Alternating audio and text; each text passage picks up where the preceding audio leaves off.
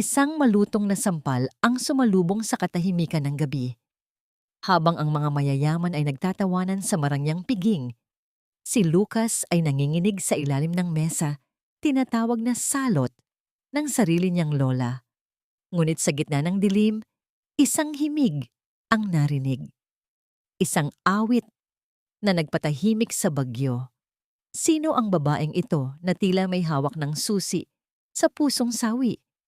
Handa ka bang saktan ang sarili mo para sa isang katotohanang nakabaon sa nakaraan, walang silbi? Isang malaking kahihiyan sa dugong dumadaloy sa kanyang mga ugat.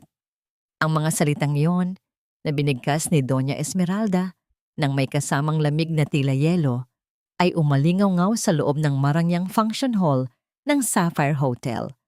Sa gitna ng kinang ng mga chandelier at tunog ng mamahaling kubyertos, ang boses ng matanda ay tila isang matalim na kutsilyo na humihiwa sa kuryenteng bumabalot sa silid. Sa kabilang panig ng silid, sa loob ng mainit at masikip na kusina, nakatayo si Ana.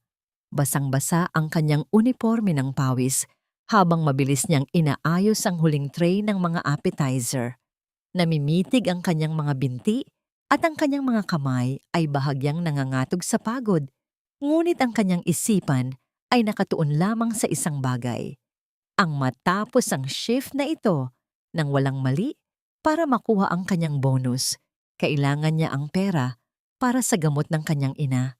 Ngunit nang marinig niya ang ingay ng isang basong nabasag at ang kasunod na matitinis na sigaw mula sa main hall, tila huminto ang tibok ng kanyang puso. Sumilip siya sa bahagyang nakabukas na pinto. Doon, sa ilalim ng isang mesa na natatakpan ng puting tela, nakita niya ang isang batang lalaki. Si Lucas. Ang bata ay nakatakip ang mga tainga. Ang kanyang katawan ay nanginginig sa matinding takot. At ang kanyang mga mata ay nakapikit ng mariin habang naglalabas siya ng isang mahaba at masakit na ungol. Sa tapat niya, nakatayo si Rodrigo, ang amang tila isang estatwa sa paninigas ng mukha. Walang bakas ng pag-aalala sa mga mata ng lalaki. Tanging matinding galit at pagkapahiya habang pinapanood ang sariling anak na naglulupasay sa harap ng mga pinakamayamang negosyante sa bansa. Rodrigo, do something! Ang batang iyan, pinagmumukha tayong katatawanan. Muling bulyaw ni Doña Esmeralda habang pilit na itinatago ang kanyang mukha sa likod ng isang mamahaling abaniko. Hindi na nakapag-isip si Ana. Ang bawat panginginig ng katawan ni Lucas ay tila isang paalala sa kanya ng kanyang yumaong kuya na si Benito. Alam niya ang takot na yon. Alam niya ang pakiramdam ng malunod sa ingay at liwanag na hindi mo kayang kontrolin. Binitawan ni Ana ang tray, binaliwala ang tawag ng kanyang supervisor, at mabilis na lumapit sa gitna ng nagtitingin ng mga panauhin. Dahan-dahan siyang lumuhod sa sahig, hindi alintana kung madumihan ang kanyang kupas na uniforme. Hindi siya tumingin kay Rodrigo na noon ay tila sasabog na sa galit. Nanatiling nakatitig si Ana sa bata. Sinimulan niyang humimig. Isang mahina, malambing at pamilyar na himig.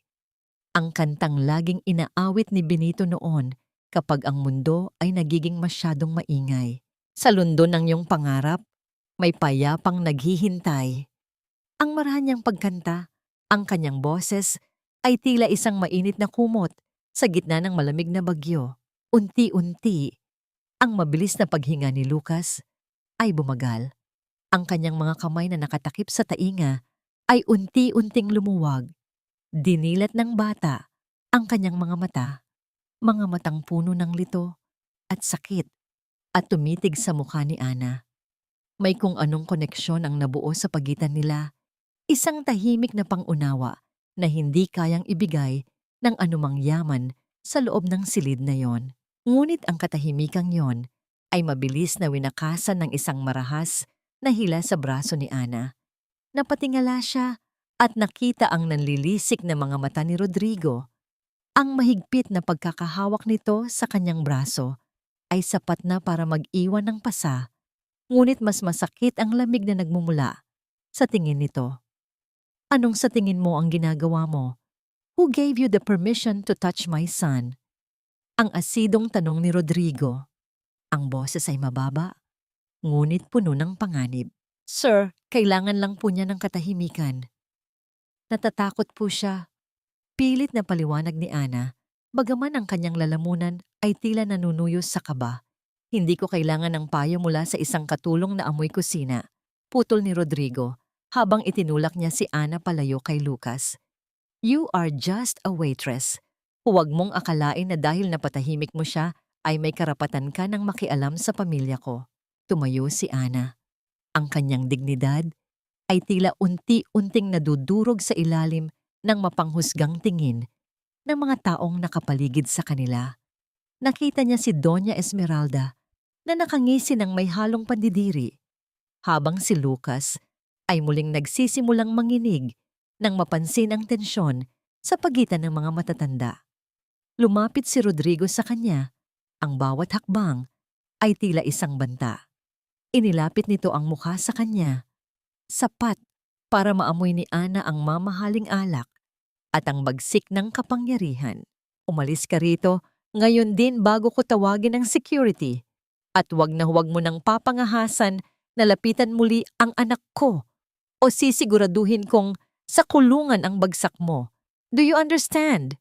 Nanatiling nakatayo si Ana sa gitna ng hall habang pinapanood ang marahas na pagbuhat ni Rodrigo kay Lucas na tila ba ang bata ay isang sako ng bigas na kailangang itago sa paningin ng mundo. Ang bawat hakbang ng lalaki palayo ay tila isang dagok sa puso ni Ana. Bakit ang isang taong may lahat ng yaman sa mundo ay napakadukha pagdating sa pagmamahal sa sariling dugo? Habang ang mga ilaw ng ballroom ay nagsisimulang lumabos sa kanyang paningin dahil sa nagbabadyang luha, isang tanong ang pilit na kumakatok sa kanyang isipan. Paano niya tatalikuran ang isang batang nakita ang kaligtasan sa kanyang mga mata kung ang bawat tibok ng puso niya ay nagsasabing hindi ito ang huling pagkakataon na magtatagpo ang kanilang mga landas? Kunin mo ang mga gamit mo, Ana. Wala kang sasahurin ngayong gabi. Pasalamat ka pa at hindi tayo ididemanda ng pamilya ni Sir Rodrigo dahil sa ginawa mong iskandalo. Ang mga salitang yun ng kanyang manager ay tila malamig na tubig na ibinuhos kay Ana habang nakatayo siya sa likurang bahagi ng hotel. Ang kanyang lumang uniforme ay nakasuksok sa isang manipis na plastic bag kasama ang kanyang nadurog na dignidad. Hindi siya sumagot. Wala na siyang lakas para makipagtalo. Tumalikod siya at naglakad palayo habang ang malamig na simoy ng hangin ay tumatagos sa kanyang pira-pirasong damit. Bawat hakbang niya palayo sa marangyang lugar na yon ay may kasamang bigat ng responsibilidad na hindi niya alam kung paano papasanin. Nang makarating siya sa kanilang barong-barong sa dulo ng isang masikip na eskinita, ang tanging sumalubong sa kanya ay ang amoy ng nababasang kahoy at ang mahina, ngunit hirap na paghinga ng kanyang ina. Ang ilaw sa loob ng kanilang maliit na bahay ay kumukurap-kurap, tila nag-aagaw buhay tulad ng pag-asa sa kanyang dibdib. Dali-daling inilapag ni Ana ang kanyang bag at nilapitan ang matandang nakahiga sa isang nipis na banig. Hinaplos niya ang noo nito na mainit pa rin dahil sa lagnat. Nangako siyang bibili ng gamot mula sa kanyang bonus ngayong gabi. Ngunit ngayon, wala siyang may uuwi kundi ang mga luha ng kabiguan. Pilit niyang pinigil ang paghikbi. Ayaw niyang marinig ng kanyang ina ang pagguho ng kanyang mundo. Sa halip, tahimik siyang nagtimpla ng maligamgam na tubig at maingat na pinunasan ang mukha ng matanda habang paulit-ulit na humihingi ng tawad sa kanyang isipan. Ang katahimikan ng madaling araw ay biglang ginulantang ng isang matalim na liwanag na tumagos mula sa siwang ng kanilang dingding. Ang liwanag ay nagmumula sa mga ilaw ng isang napakagarang sasakyan na pilit isiniksik sa makitid na kalsada ng kanilang lugar. Bago pa man makapag-isip si Ana kung sino ang maaaring dumating sa ganoong oras, tatlong malalakas at mapanlait na katok ang yumanig sa kanilang manipis na pintuang gawa sa pinagtagpi-tagping yero at kahoy. Binuksan niya ang pinto. Bumungad sa kanya ang figura ng isang lalaking hindi kailanman nababagay Sa putikang iyon, si Rodrigo, ang kanyang mamahaling sapatos ay nakatapak sa maruming sahig ng kanilang balkonahe. Ang kanyang mukha ay kasing lamig pa rin ng yelo, ngunit sa likod ng kanyang madilim na mga mata, may nakatagong matinding pagod na hindi kayang bilhin ng kanyang kayamanan. Magkano? Bungad agad ng lalaki, walang pagbati, walang anumang bahid ng paggalang. Kumunot ang noo ni Ana. Automatikong humigpit ang hawak niya sa hamba ng pinto. Ano pong ginagawa ninyo rito, sir? At anong magkano ang sinasabi ninyo? Pumasok si Rodrigo nang walang pasabi. Tila ba pag-aari niya ang buong lugar. Tiningnan nito ang paligid, ang tumutulong bubong, ang luma at sirang bentilador, at ang inang natutulog sa sahig. Isang maliit na ngiti ng pang-iinsulto ang sumilay sa labi ng lalaki. I know you're kind, Ana. Alam kong ginawa mo ang eksenang yun sa hotel para makuha ang atensyon ko.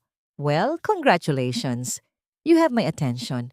Malamig na wika ni Rodrigo habang kumukuha ng isang pilyego ng papel mula sa loob ng kanyang mamahaling coat. Inihagis niya ito sa ibabaw ng lumang mesa. My son, Lucas, he hasn't eaten since last night. Hindi siya natutulog. Hindi siya nagpapakalma sa mga doktor. Ang tanging ginagawa niya ay maupo sa sulok at maghintay. Sa himig mo, bakas sa boses ni Rodrigo ang pait nang sabihin niya ang mga huling salita. Isang malaking sampal sa kanyang kaakuhan na ang kaligtasan ng kanyang nag-iisang anak ay nakasalalay sa isang babaeng itinaboy niya na parang aso. Ilang oras pa lamang ang nakalilipas. Napatingin si Ana sa papel. Isa itong kontrata. 200,000 piso kada buwan. Isang halagang hindi niya kikitain kahit habang buhay siyang maghugas ng plato. Kukunin kita bilang personal na yaya ni Lucas. You will live in my house. You will do exactly as I say. Babayaran ko ang lahat ng utang mo, pati na ang pagpapagamot ng nanay mo sa pinakamagandang ospital. Pero sa oras na subukan mong agawin ang anak ko mula sa akin o manghingi ng higit pa sa nakasulat dyan, dudurugin kita. Hindi makapagsalita si Ana. Ang galit dahil sa pagmamaliit ng lalaki ay naglalaban sa matinding pangangailangan na iligtas ang buhay ng kanyang ina. Nais niyang itapon ang papel sa mukha nito. Nais niyang isigaw na hindi nabibili ang pagmamalasakit. Ngunit nang maisip niya ang nanginginig na katawan ni Lucas sa ilalim ng mesa at ang mahinang pag-ubo ng kanyang ina sa likuran, alam niyang na-corner na siya ng tadhana. Dahan-dahan niyang inabot ang ballpen mula sa kamay ni Rodrigo. Ngunit bago pa man dumampi ang dulo ng tinta sa papel, isang matalim na boses mula sa labas ang nagpatigil sa kanyang paghinga. Bago ka pumirma, siguraduhin mong marunong kang maglinis ng sarili mong kalat, babae. Lalong bumukas ang pintuan. Ang amoy ng nababasang lupa ay biglang napalitan ng matapang at mamahaling pabango. Pumasok si Doña Esmeralda, nakabalot sa isang mamahaling balabal. Tinatakpan ng kanyang ilong gamit ang isang panyong may burda habang tinitingnan si Ana na tila isang dumi na dumikit sa kanyang sapatos. Ang malalaking tarangkahan na yari sa itim na bakal ay tila mga braso ng isang halimaw na bumukas upang lamunin si Ana. Habang naglalakad siya sa mahabang driveway ng mansyon ng mga De Leon, damang-dama niya ang bigat ng bawat hakbang. Ang malawak na hardin ay puno ng mga bulaklak na walang kapintasan. Ang mga pader ay kumikinang sa puti. At ang buong paligid ay sumisigaw ng walang hanggang kayamanan. Ngunit sa kabila ng lahat ng karangyaan, ang hanging umiikot sa lugar na yon ay napakalamig. Tila isa itong magandang puntod na pinilit pinturahan upang itago ang pagkabulok sa loob. Nang tumuntong siya sa makintab na sahig na marmol ng sala, sinalubong siya ng matatalim na tingin ng mga katulong na nakapila sa gilid. Ang kanilang mga mata ay nagmamasid sa kanyang kupas na maong at lumang sapatos. Tila sinusukat kung gaano siya kaliit. Walang sino man ang ngumiti o nag-alok na kunin ang kanyang nag-iisang manipis na bag. Para sa kanila, Siya ay isang dayuhan, isang mang-aagaw ng trabaho na nagtagumpay lamang dahil sa isang murang panlilinlang. Isang matandang babae na may maamong mukha ang lumapit upang sana ay tulungan siya. Si Yaya Lita, ang pinakamatagal na tagapaglingkod sa mansyon. Ngunit bago pa man ito makapagsalita, isang pamilyar at nakakapanindig balahibong boses ang umalingaw-ngaw mula sa tuktok ng grandeng hagdanan. Lita, huwag mong hawakan ang mga gamit ng babaeng iyan. Baka kung anong sakit ang dalhin niyan sa loob ng pamamahay ko. Bumaba si Doña Esmeralda na suot ang isang pambahay na sutla na tiyak na mas mahal pa sa buhay ni Ana. Ang bawat hakbang ng matanda ay may kasamang yabang. Huminto ito sa harap ni Ana, ipinilig ang ulo at tiningnan siya mula ulo hanggang paa. Ang ngisi sa labi ng Donya ay puno ng lason at pang-aalipusta. "Let's get one thing straight, miss," panimula ng matanda. Ang tono ay mababa ngunit nakakasugat. "Nandito ka lang dahil ang anak kong si Rodrigo ay naging desperado. Huwag mong iisiping espesyal ka. Ang batang aalagaan mo, si Lucas. He is broken. Isang malaking lamat sa perpektong pangalan ng pamilyang ito.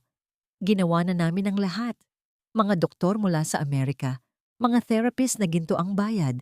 Wala silang nagawa dahil ang batang iyan ay walang pag-asa. Kaya kung inaakala mong mababago mo siya, gagamit ang mga kanta mong pangmahirap, nagkakamali ka. Nandito ka para patahimikin siya, hindi para maging ina niya. Know your place." Mariing kinagat ni Ana ang loob ng kanyang pisngi. Pilit kinokontrol ang galit na gustong kumawala. Gusto niyang sumagot. Ipagtanggol si Lucas mula sa sariling dugo nito. Ngunit biglang sumagi sa isip niya ang mukha ng kanyang inang nasa ospital, ligtas at patuloy na ginagamot dahil sa tulong ni Rodrigo. Doon siya natahimik. Dahan-dahan niyang nilunok ang lahat ng nais niyang sabihin, isinantabi ang sariling damdamin. Yumuko siya at tahimik na tumango. Isang desisyong mabigat, ngunit kailangan niyang tanggapin para sa kapakanan ng taong pinakamahalaga sa kanya. Inutusan ni Doña Esmeralda si Yaya Lita na ihatid si Ana sa kwarto ni Lucas. Habang naglalakad sila sa mahabang pasilyo, naramdaman ni Ana ang tahimik na simpatiya mula sa matandang katulong, ngunit pareho silang walang lakas ng loob na basagin ang katahimikan. Nang buksan ni Ana ang pinto ng kwarto ni Lucas, halos manghina ang kanyang mga tuhod. Ang silid ay napakalawak, ngunit walang anumang bakas ng kaligayahan ng isang bata. Walang mga makukulay na laruan na nagkalat, walang mga guhit sa pader. Ang lahat ay puti, kulay abo, at perpektong nakaayos. Tila isa itong mamahaling selda. Sa pinakasulok ng kwarto, nakaupo si Lucas. Nakatalikod ang bata. Ang maliit na katawan ay paulit-ulit na umuugoy ng pabalik-balik habang nakatingin sa blangkong pader. Hindi lumapit si Ana ng mabilis. Alam niya na ang mga batang tulad ni Lucas ay madaling mabigla sa mga biglaang galaw. Dahan-dahan siyang umupo sa sahig, may ilang metro ang layo mula sa bata. Hindi siya nagsalita. Sa halip, sinimulan niya muling humimig. Ang parehong malambing na awitin ng kanyang Kuya Benito na nagligtas kay Lucas mula sa gulo sa hotel. Ang pag-ugoy ng bata ay unti-unting bumagal. Hindi ito lumingon, ngunit naramdaman ni Ana ang pagbaba ng tensyon sa mga balikat nito. Isang tahimik na tagumpay na nagbigay ng kakatwang init sa nanlalamig na dibdib ni Ana. Sa unang pagkakataon, mula nang mamatay ang kanyang kuya, naramdaman niyang may silbi muli ang kanyang buhay. Aalagaan niya ang batang ito kahit pa nangangahulugan itong kailangan niyang tiisin ng impyernong dala ng pamilyang ito. Habang naghihintay na tuluyang kumalma si Lucas, napansin ni Ana ang isang makapal na libro na nahulog sa ilalim ng maliit na mesa malapit sa higaan. Dahan-dahan siyang gumapang papalapit upang pulutin ito. Ang pabalat ay gawa sa lumang katad, tila isang journal o photo album na matagal nang hindi nabubuksan. Nang iangat niya ang libro, isang lumang litrato ang dumulas mula sa mga pahina at tahimik na lumapag sa makapal na karpet. Kinuha ito ni Ana upang ibalik sana sa pagitan ng mga pahina. Ngunit nang masipat ng kanyang mga mata ang larawan, tumigil ang kanyang paghinga. Nanlaki ang kanyang mga mata at ang kanyang mga kamay ay biglang nanginig ng walang kontrol. Sa litrato, makikita ang isang nakababatang Rodrigo na nakangiti at sa tabi nito, nakaakbay at may hawak na gitara ay ang isang lalaking kilalang-kilala niya. Ang mukhang hindi niya kailanman makakalimutan, ang kanyang Kuya Benito. Bumilis ang tibok ng puso ni Ana, tila martilyong dumidikdik sa kanyang lalamunan. Bakit may litrato ang kanyang yumaong kapatid sa loob ng pribadong silid ng anak ni Rodrigo? Anong madilim na ugnayan ang nag-uugnay sa mayamang pamilyang ito at sa naging malagim na katapusan ng kanyang kuya? Ang litrato ay tila isang baga na nakapaso sa mga daliri ni Ana. Mabilis niya itong ibinalik sa loob ng lumang libro. Ang kanyang isip ay nag-uunahan sa libu-libong katanungan na walang tiyak na kasagutan.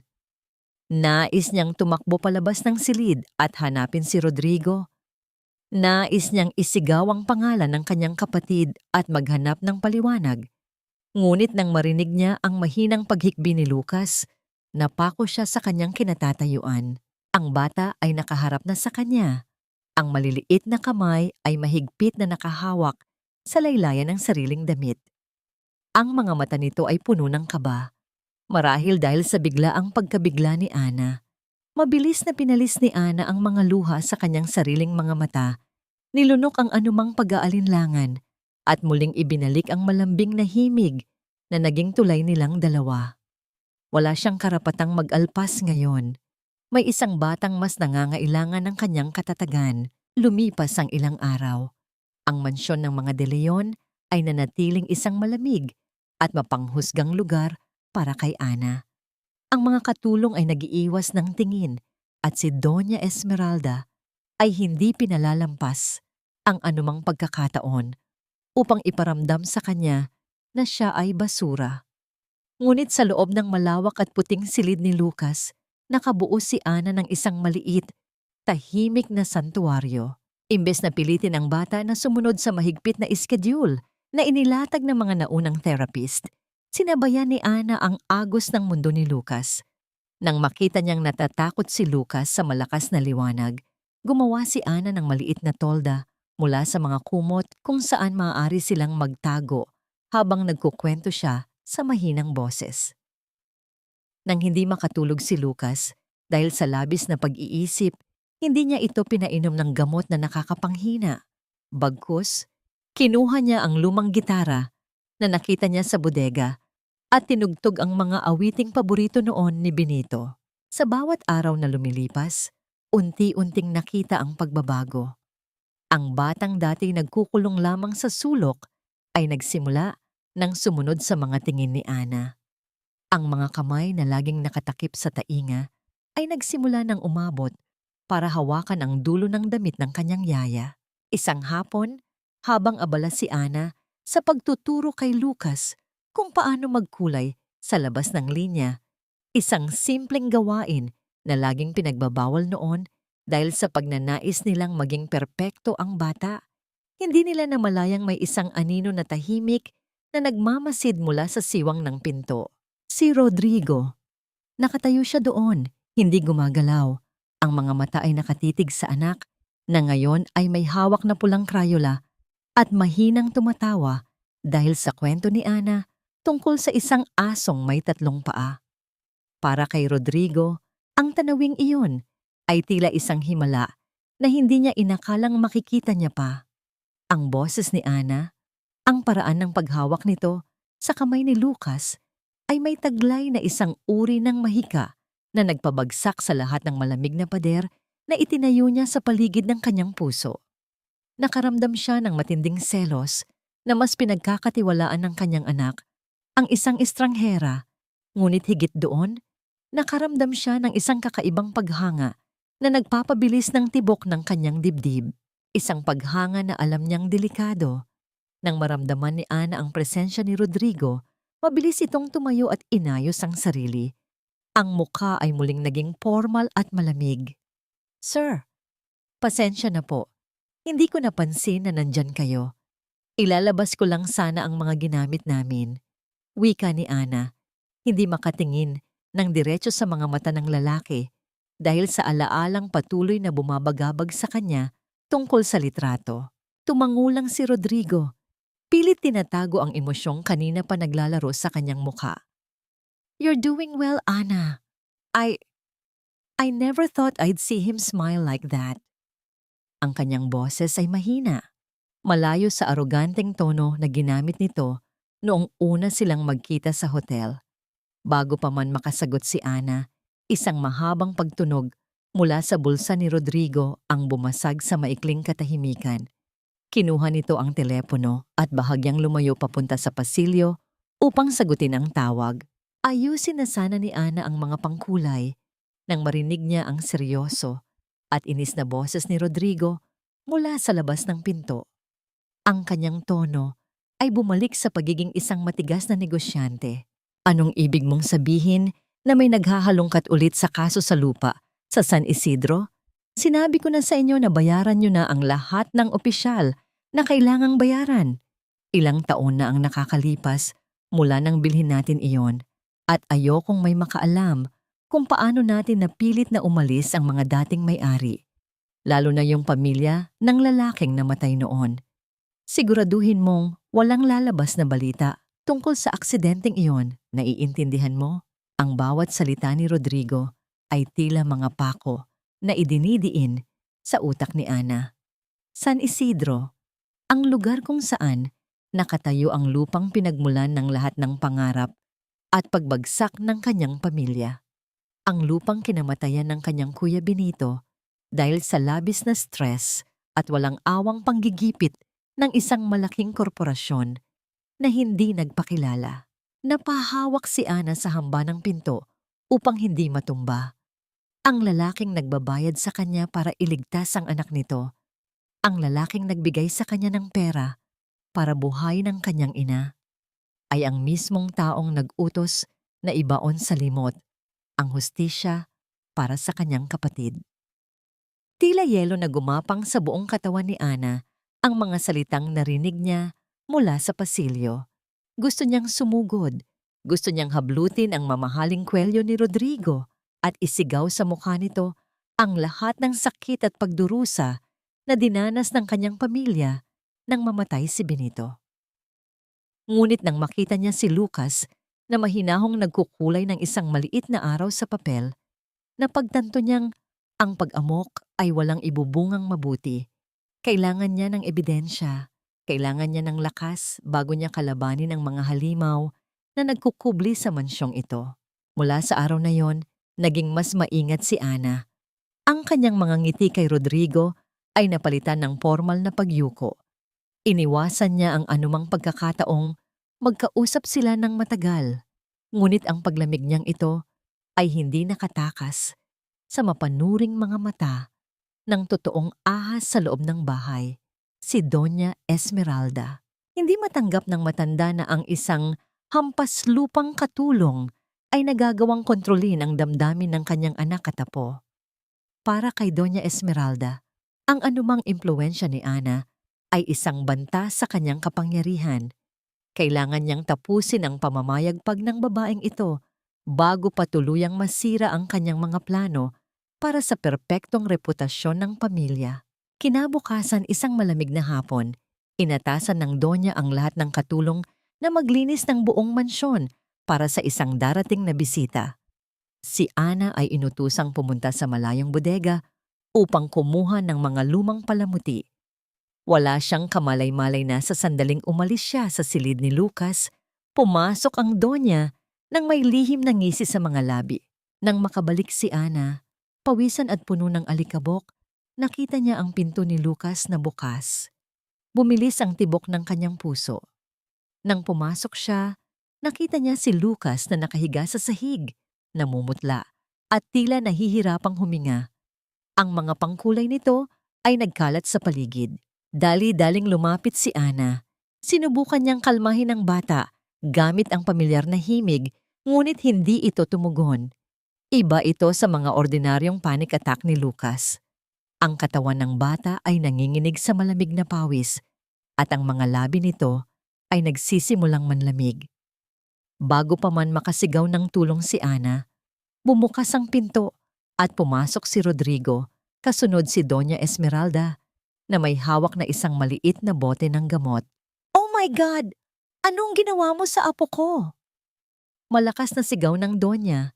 Ang boses ay puno ng pekeng gulat at pagkataranta. Lumapit ito at pilit na itinulak si Ana palayo kay Lucas. "Rodrigo, tingnan mo.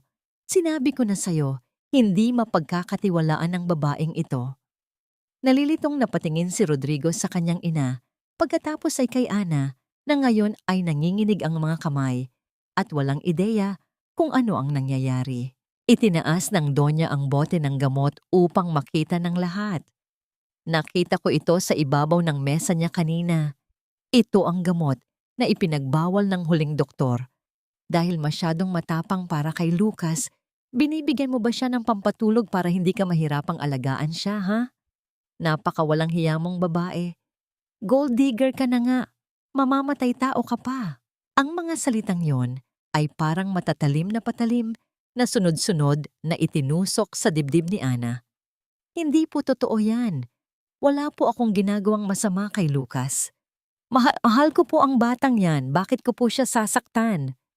Pakiusap niya, nakatingin ng diretso sa mga mata ni Rodrigo, naghahanap ng kahit konting pag-unawa, kahit konting pagdududa. Ngunit ang mukha ni Rodrigo ay matigas.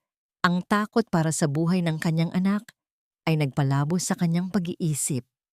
Lumapit ito kay Lucas, mabilis na binuhat ang bata, na ngayon ay halos wala ng malay. Nang mapadaan siya sa harap ni Ana, huminto siya ng ilang segundo. "I trusted you." Malamig na wika ni Rodrigo, ang boses ay mababa, ngunit puno ng puot. "Akala ko iba ka. Pero tama ang mama. Isa ka lang linta na handang gumawa ng kahit ano para sa pera. Sir, parang awa niyo na. Pakinggan niyo ako." Sinubukan ni Ana na hawakan ang braso nito, ngunit marahas itong iniwas ni Rodrigo. "Huwag mo akong hawakan.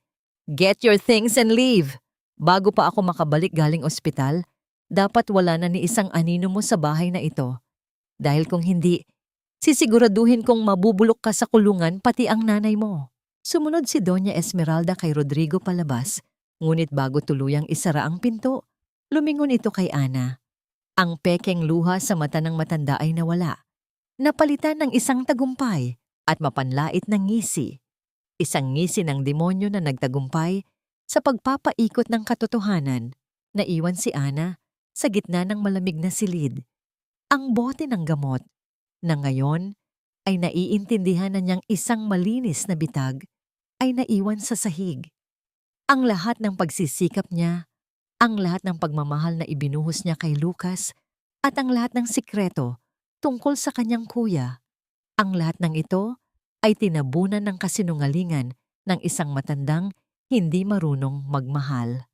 Habang ang tunog ng umaalis na sasakyan ay umaalinggaw-ngaw sa labas, unti-unting bumagsak ang mga tuhod ni Ana. Ang mga luha ng matinding kawalang katarungan ay malayang umagos sa kanyang mga pisngi. Paano niya ililigtas si Lucas kung maging ang sariling ama nito ay mas naniniwala sa kamandag ng kasinungalingan? Kainin. Ang buhos ng ulan ng gabing iyon ay walang awa. Ang bawat patak ay tila mabibigat na bato na bumabagsak sa manipis na payong na hawak ni Ana. Nakatayo siya sa labas ng malalaking tarangkahan ng mansyon, basang-basa, giniginaw, at nanginginig, hindi dahil sa lamig, kundi dahil sa matinding pangungulila. Ang kanyang maliit na bag ay nakasukbit sa kanyang balikat. Mabigat, dahil sa mga pangarap na naiwan sa loob ng malupit na bahay na yon. Hindi siya maaaring umalis. Hindi niya maaaring iwanan si Lucas sa kamay ng isang lola na handang isugal ang buhay ng sariling apo para lamang manalo sa isang laro ng kapangyarihan. At kailangan niya ng sagot mula kay Rodrigo tungkol sa lupain sa San Isidro. Makalipas ang ilang oras, isang sasakyan ang dahan-dahang huminto sa harap ng tarangkahan. Ang mga ilaw nito ay nakasisilaw sa gitna ng dilim. Bumaba ang bintana at nakita niya si Rodrigo. Basa rin ng ulan. Mula sa pagtakbo, mula sa ospital, ang mukha ay pagod na pagod. Nang makita siya ng lalaki na nakatayo pa rin doon sa kabila ng bagyo, kumunot ang noo nito. Isang halo-halong emosyon ng galit, pagkalito, at hindi man nito aminin, isang lihim na kaba. Mabilis na lumapit si Ana sa gilid ng sasakyan. "Sir, kamusta po si Lucas? Maayos na po ba siya?" Ang boses niya ay nanginginig at halos hindi marinig sa lakas ng ulan. Ngunit ang kanyang mga mata ay nagmamakaawa. Lumabas si Rodrigo sa sasakyan. Binaliwala ang ulan na mabilis na bumasag sa kanyang perpektong hitsura. Tiningnan niya si Ana ng may matinding pait. Buhay siya. Nilinis nila ang tiyan niya mula sa gamot na ibinigay mo. Kaya sabihin mo sa akin, Ana, bakit? Bakit mo siya sinaktan? Pagkatapos ng lahat ng tiwala na ibinigay ko sa'yo, bakit mo ginawa yon? Hindi alintana ang malamig na tubig na patuloy na bumabaha sa kanyang mukha. Umiling si Ana ng mariin. "Wala po akong ibinigay na gamot sa kanya." "Sir, maawa naman po kayo, pakinggan niyo ako. Mahal ko si Lucas. Siya lang ang nag-iisang rason kung bakit ko tinitiis ang lahat ng pang-aalipusta sa loob ng bahay na yan. Ang mama niyo ang naglagay ng bote sa mesa ko." Tila natigilan si Rodrigo. Ang mga salitang, "Mahal ko si Lucas," na sinambit ni Ana ay tumagos sa kanyang dibdib. Ngunit ang paratang laban sa kanyang ina ay isang bagay na hindi niya basta-basta matatanggap. "Baliw ka ba? Sarili niyang apo. Sasaktan niya para lang paalisin ka? Hindi ganyan kasama ang mama ko. Hindi niyo ba talaga nakikita, sir?" Lumapit pa ng bahagya si Ana. Ang kanyang mga mata ay nanlilisik sa isang halo ng galit at desperasyon. "Tingnan niyo ang ginagawa niya kay Lucas. Tinitingnan niya ang anak niyo na parang isang sirang laruan. At noong araw na yon, kayo pa mismo ang nagsabi na may inililigpit kayong ebidensya tungkol sa lupain sa San Isidro. Ano pa ba ang kaya niyong itago, sir? Ano pa ba ang kaya niyong paniwalaan?" Nahinto ang paghinga ni Rodrigo. Ang pangalan ng lugar, San Isidro, ay tumama sa kanya tulad ng isang kidlat. "Papaano mo nalaman ang tungkol dyan? Kapatid ko si Benito." Ang boses ni Ana ay biglang humina, ngunit puno ng bigat ng 1,000 luha. "Si Benito, ang lalaking nasa litrato ninyo. Ang lalaking namatay dahil inagaw niyo ang kaisa-isa naming ari-arian. Pumasok ako sa bahay ninyo, hindi para maghiganti, kundi para magtrabaho para sa nanay ko. At dahil kamukhang-kamukha ni Lucas ang kapatid ko, tuwing natatakot siya." Bumagsak ang payong na hawak ni Ana. Hindi na niya sinubukan pang takpan ang kanyang sarili mula sa ulan. Umiyak siya ng walang pag-aalinlangan. Inilalabas ang lahat ng pagod, takot, at sakit na matagal na niyang kimkim. Nanatiling nakatayo si Rodrigo. Ang mga mata ay nakatitig sa babaeng nasa harap niya. Si Benito, ang mabait at simpleng lalaking naging kaibigan niya noon bago kainin ng ambisyon ng kanyang ina at bago siya maging isang duwag na alipin ng kumpanya. Ang lalaking itinago niya sa kanyang alaala dahil sa matinding konsensya. At ngayon, ang kapatid nito, ang tanging taong nagbigay ng kulay sa madilim na mundo ng kanyang anak. Binalot ng matinding pagkatanto at paninisi sa sarili, si Rodrigo. Nakita niya ang panginginig ng buong katawan ni Ana, ang pagkasira ng babaeng naging tagapagligtas ng kanyang anak, at marahil ng sarili niyang patay na puso. Hindi niya inisip ang sasabihin ng kanyang ina. Hindi niya inisip ang batas o ang estado sa buhay. Lumapit si Rodrigo at sa isang mabilis na galaw, hinila niya si Ana at ikinulong sa isang mahigpit, mainit at desperadong yakap.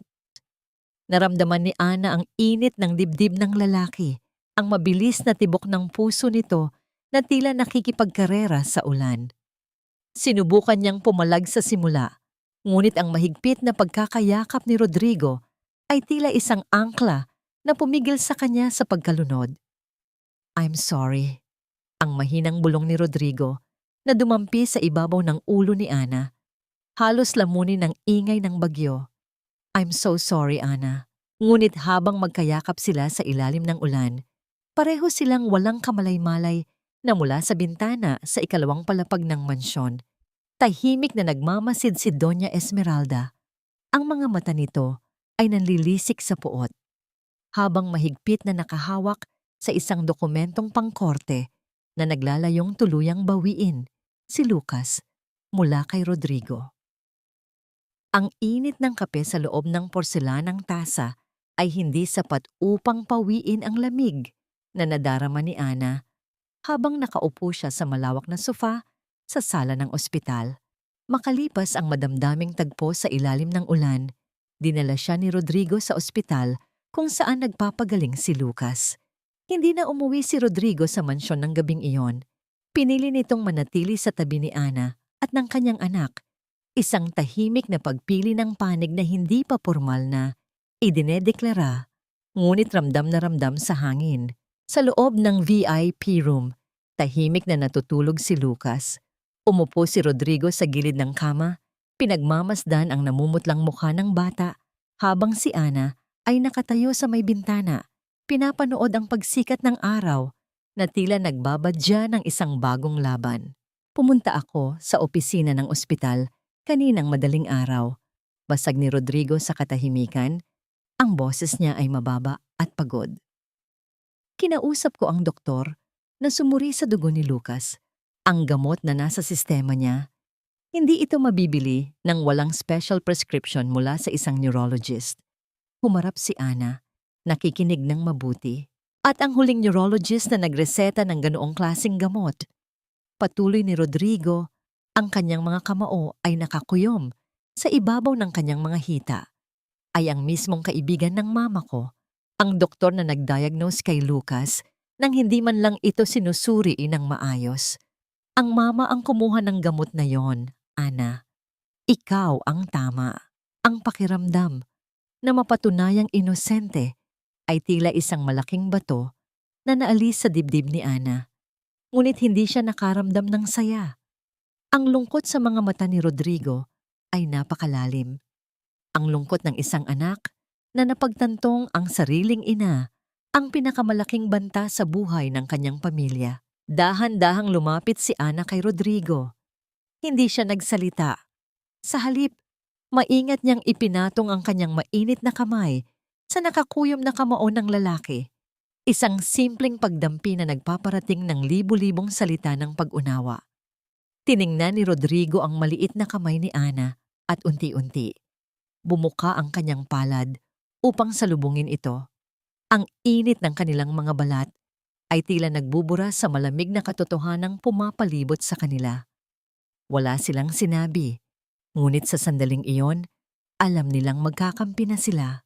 Nang magising si Lucas kinahapunan, ang unang hinanap nito ay ang himig ni Ana. Halos magtatalo ng puso ni Rodrigo sa tuwa nang makitang muling mapangumiti ang kanyang anak. Habang hinahaplos ni Ana ang buhok nito, naging payapa ang mga sumunod na araw sa loob ng ospital. Si Rodrigo ay hindi na bumalik sa kanyang mapagmataas na ugali. Sa halip, nagpaturo siya kay Ana kung paano pakalmahin si Lucas. Nakita ni Ana kung paano matutong maging isang tunay na ama si Rodrigo. Ang pag-abot nito ng baso ng tubig ng walang utos, ang pagdampi ng balikat nito sa kanya habang sabay nilang inaalalayan si Lucas maglakad sa pasilyo.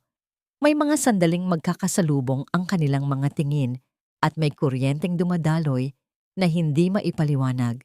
Ngunit mabilis nilang binabawi dahil sa dami ng problemang kinakaharap. Kinabukasan, araw ng paglabas ni Lucas mula sa ospital, isang lalaking naka-Amerikana ang pumasok sa kanilang kwarto. Si Attorney Valdez, ang personal na abogado ni Doña Esmeralda. Ang nangiti ng abogado ay kasing lamig ng bakal. Inilapag nito ang isang makapal na brown envelope sa ibabaw ng maliit na mesa. Good morning, Rodrigo. Panimula ng abogado. Ipinadala ako ng iyong mama. Kailangan mong pumirma sa mga dokumentong ito. Kumunot ang noo ni Rodrigo. Agad na inilagay ang sarili sa pagitan ng abogado at nina Ana at Lucas. Anong mga dokumento yan? Ito ang formal na paglipat ng custody ni Lucas sa pangalan ni Doña Esmeralda. Walang emosyong sagot ni Attorney Valdez. Batay sa nangyaring insidente, inihanda na namin ang mga papeles na nagpapatunay na ikaw ay isang pabayang ama. At ang babaeng iyan, itinuro nito si Ana, ay isang panganib sa bata. Kung hindi ka pipirma, idedemanda ka ng mama mo ng gross negligence at sisiguraduhin niyang mabubulok sa kulungan ng yaya mo dahil sa attempted murder. Tumigil ang paghinga ni Ana.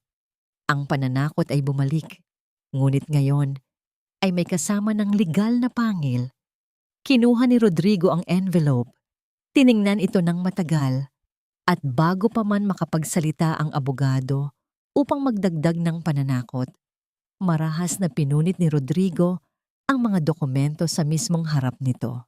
Sabihin mo sa mama ko, mariing wika ni Rodrigo, ang kanyang boses ay tila kulog na nagbabanta, na hindi niya makukuha ang anak ko. At kung susubukan niyang saktan si Ana, ako mismo ang magpapakulong sa kanya. Now get out. Umalis ang abogado na may kasamang pagkabigla, ngunit ang naiwan sa loob ng kwarto ay isang mabigat na katahimikan. Alam nilang pareho na ang pagpunit sa papel na yon ay isang formal na deklarasyon ng digmaan laban sa pinakamakapangyarihang babae sa kanilang buhay. Ngunit nang iangat ni Ana ang kanyang tingin, nakita niya ang mata ni Rodrigo na nakatitig sa envelope. Sa pagkakapunit nito, may isang maliit na puting papel ang nahulog mula sa loob. Isang kopya ng death certificate. Ang death certificate ni Benito na may naka-attach na pangalan ng isang kumpanya, ang mismong kumpanyang hawak ni Doña Esmeralda. Ang ebidensya ng pagpatay ay matagal nang hawak ng matanda. Ang maliit na puting papel na nahulog mula sa punit na envelope ay tila isang sumpa na tahimik na nakalatag sa sahig. Pinulot ito ni Rodrigo, ang kanyang mga daliri ay bahagyang nangangatog. Habang binabasa niya ang nilalaman nito, ang kulay sa kanyang mukha ay unti-unting naglaho. Pilit niyang inilihis ang tingin upang hindi makita ni Ana, ngunit huli na ang lahat. Nakita ni Ana ang pamilyar na selyo at ang pangalan ng kanyang kapatid na nakasulat sa itim na tinta. Mabilis niyang inagaw ang papel mula sa kamay ni Rodrigo. Ana, huwag! Tangkasa ng pigilan ni Rodrigo. Ngunit ang mga mata ni Ana ay nakapako na sa mga salitang matagal na niyang hinahanap, ang mga kasagutan na pilit ibinaon sa lupa. Sa ilalim ng sanhi ng pagkamatay ni Benito, heart failure due to extreme stress, ay may nakaipit na isang internal memo mula sa kumpanya ni Doña Esmeralda. Ang memo ay naguutos sa kanilang mga tauhan, nagipitin ang pamilya ni Benito, putulin ang supply ng tubig at kuryente, at ipasara ang kanilang maliit na tindahan hanggang sa mapilitan silang ibenta ang lupa sa halagang barya. Ang memo ay may pirma ng Donya, ngunit sa ibaba nito, bilang tagapagpatupad ng proyekto, nakasulat ang isang pangalan na dumurog sa puso ni Ana. Approved by Rodrigo de Leon. Binitiwan ni Ana ang papel, tila isa itong nagbabagang uling. Umatras siya, malayo kay Rodrigo, habang ang paghinga niya ay nagsisimulang bumilis at maging mabigat. Ang kwarto ng ospital ay biglang naging napakaliit. Ana, let me explain. Pakiusap ni Rodrigo. Humakbang siya papalapit. Nakataas ang mga kamay na tila sumusuko.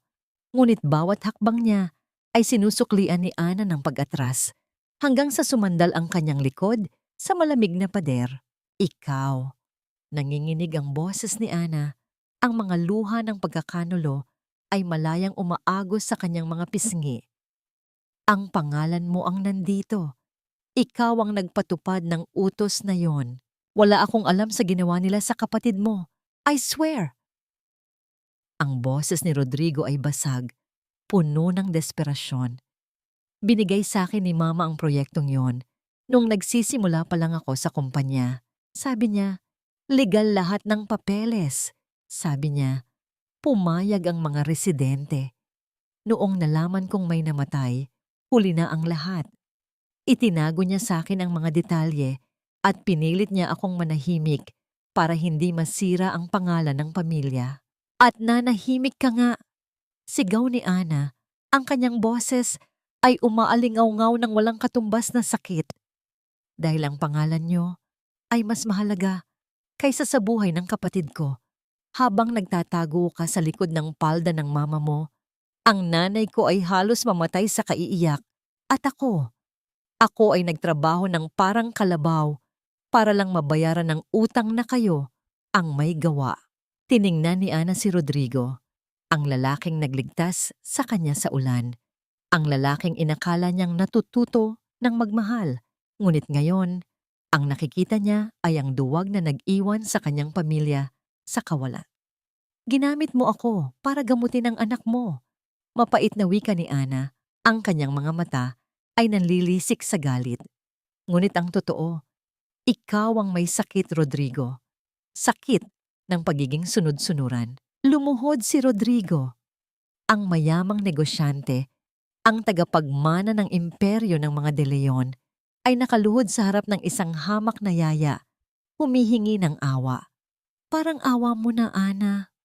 Oo, naging duwag ako. Pinagsisihan ko yon araw-araw. Pero nung nakilala kita, nung nakita ko kung paano mo minahal si Lucas, gusto kong magbago. Gusto kong itama ang lahat. Hindi sumagot si Ana. Tiningnan niya si Lucas na ngayon ay gising na at nagtatakang nakatingin sa kanila mula sa higaan. Ang batang walang kasalanan. Ang batang nagtataglay ng mga matang katulad ng kanyang kuya Benito. Mabilis na lumakad si Ana papunta sa pinto. Dinampot ang kanyang maliit na bag. Ana, saan ka pupunta? Natatarantang tanong ni Rodrigo, sinusubukang tumayo. Alis na ako. Malamig na tugon ni Ana nang hindi lumilingon. Huwag mo na akong susundan. Dahil sa susunod na makita ko ang pagmumukha mo, ipapaalam ko sa buong mundo kung anong klaseng halimaw ang pamilya mo. Habang palabas siya ng kwarto, ang huling narinig ni Ana ay ang pag-iyak ni Lucas. Tinatawag ang pangalan niya sa isang mahina at basag na boses. Ana. Huminto ang mundo ni Ana sa pagtawag na yon. Ang salitang mama ay tila isang balang tumagos sa kanyang likuran, pumipigil sa kanyang mga paa. Ang bata, na ngayon lang natutong magsalita ng malinaw, ay tinawag siyang ina sa sandaling siya ay aalis na. Ang sakit ng kawalang katarungan laban sa pagmamahal sa isang batang walang kalaban-laban. Ang kanyang isip ay nagsisigawan na umalis, na tumakas mula sa pamilyang sumira sa kanyang buhay, ngunit ang kanyang puso ay nakakadena sa paghikbi ng batang naiwan sa loob. Ang salitang mama na lumabas sa mga labi ni Lucas ay tila isang malakas na kadena na pumulupot sa mga paa ni Ana. Nakatayo siya sa pasilyo ng ospital. Ang mga luha ay patuloy na umaagos. Ang kanyang dibdib ay sumisikip sa matinding pagtatalo. Paano niya tatalikuran ang batang ito? Paano niya iiwan sa dilim ang kaluluwang kakahanap pa lamang ng liwanag dahil sa kanya? Ngunit nang pumasok sa kanyang isipan ang imahe ng nitsyon ng kanyang kuya Benito at ang pirma ni Rodrigo sa dokumentong nag-utos ng kanilang pagkasira, naramdaman ni Ana na para siyang tinutusok ng libu-libong karayom ng pagtataksil. Pinunasan niya ang kanyang mga luha ng mariin. Isang marahas na galaw na tila gustong burahin ang anumang bakas ng kahinaan. Hindi siya lumingon. Nagpatuloy siya sa paglalakad. Iniiwan ang pag-iyak ni Lucas na umaalingaw-ngaw sa kanyang likuran. Bawat hakbang ay tila pagpunit sa kanyang sariling kaluluwa. Pagdating sa kanilang maliit na bahay, sinalubong siya ng kanyang ina na ngayon ay nakaupo na at medyo may lakas. Nang makita ng matanda ang namumugtong mga mata ni Ana, alam agad nitong may masamang nangyari. Niyakap ng ina si Ana at doon, ibinuhos ni Ana ang lahat ng sakit. Kinuwento niya ang katotohanan tungkol kay Rodrigo, tungkol kay Benito, at tungkol sa batang naiwan sa ospital na ngayon ay nangungulila sa kanya. Tahimik na nakinig ang matanda, hinahagod ang likod ng kanyang anak, nagpapadama ng lakas na matagal nang nawala. Samantala, sa loob ng ospital, si Rodrigo ay parang isang taong pinagbagsakan ng langit at lupa. Binuhat niya si Lucas na walang tigil sa pag-iyak. Pilit itong pinapatahan, ngunit ang bata ay patuloy na naghahanap kay Ana.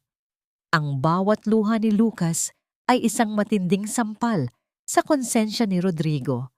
Siya ang may kasalanan. Ang kanyang kaduwagan ang sumira sa kaisa-isang bagay na nagbigay ng kulay sa kanilang buhay.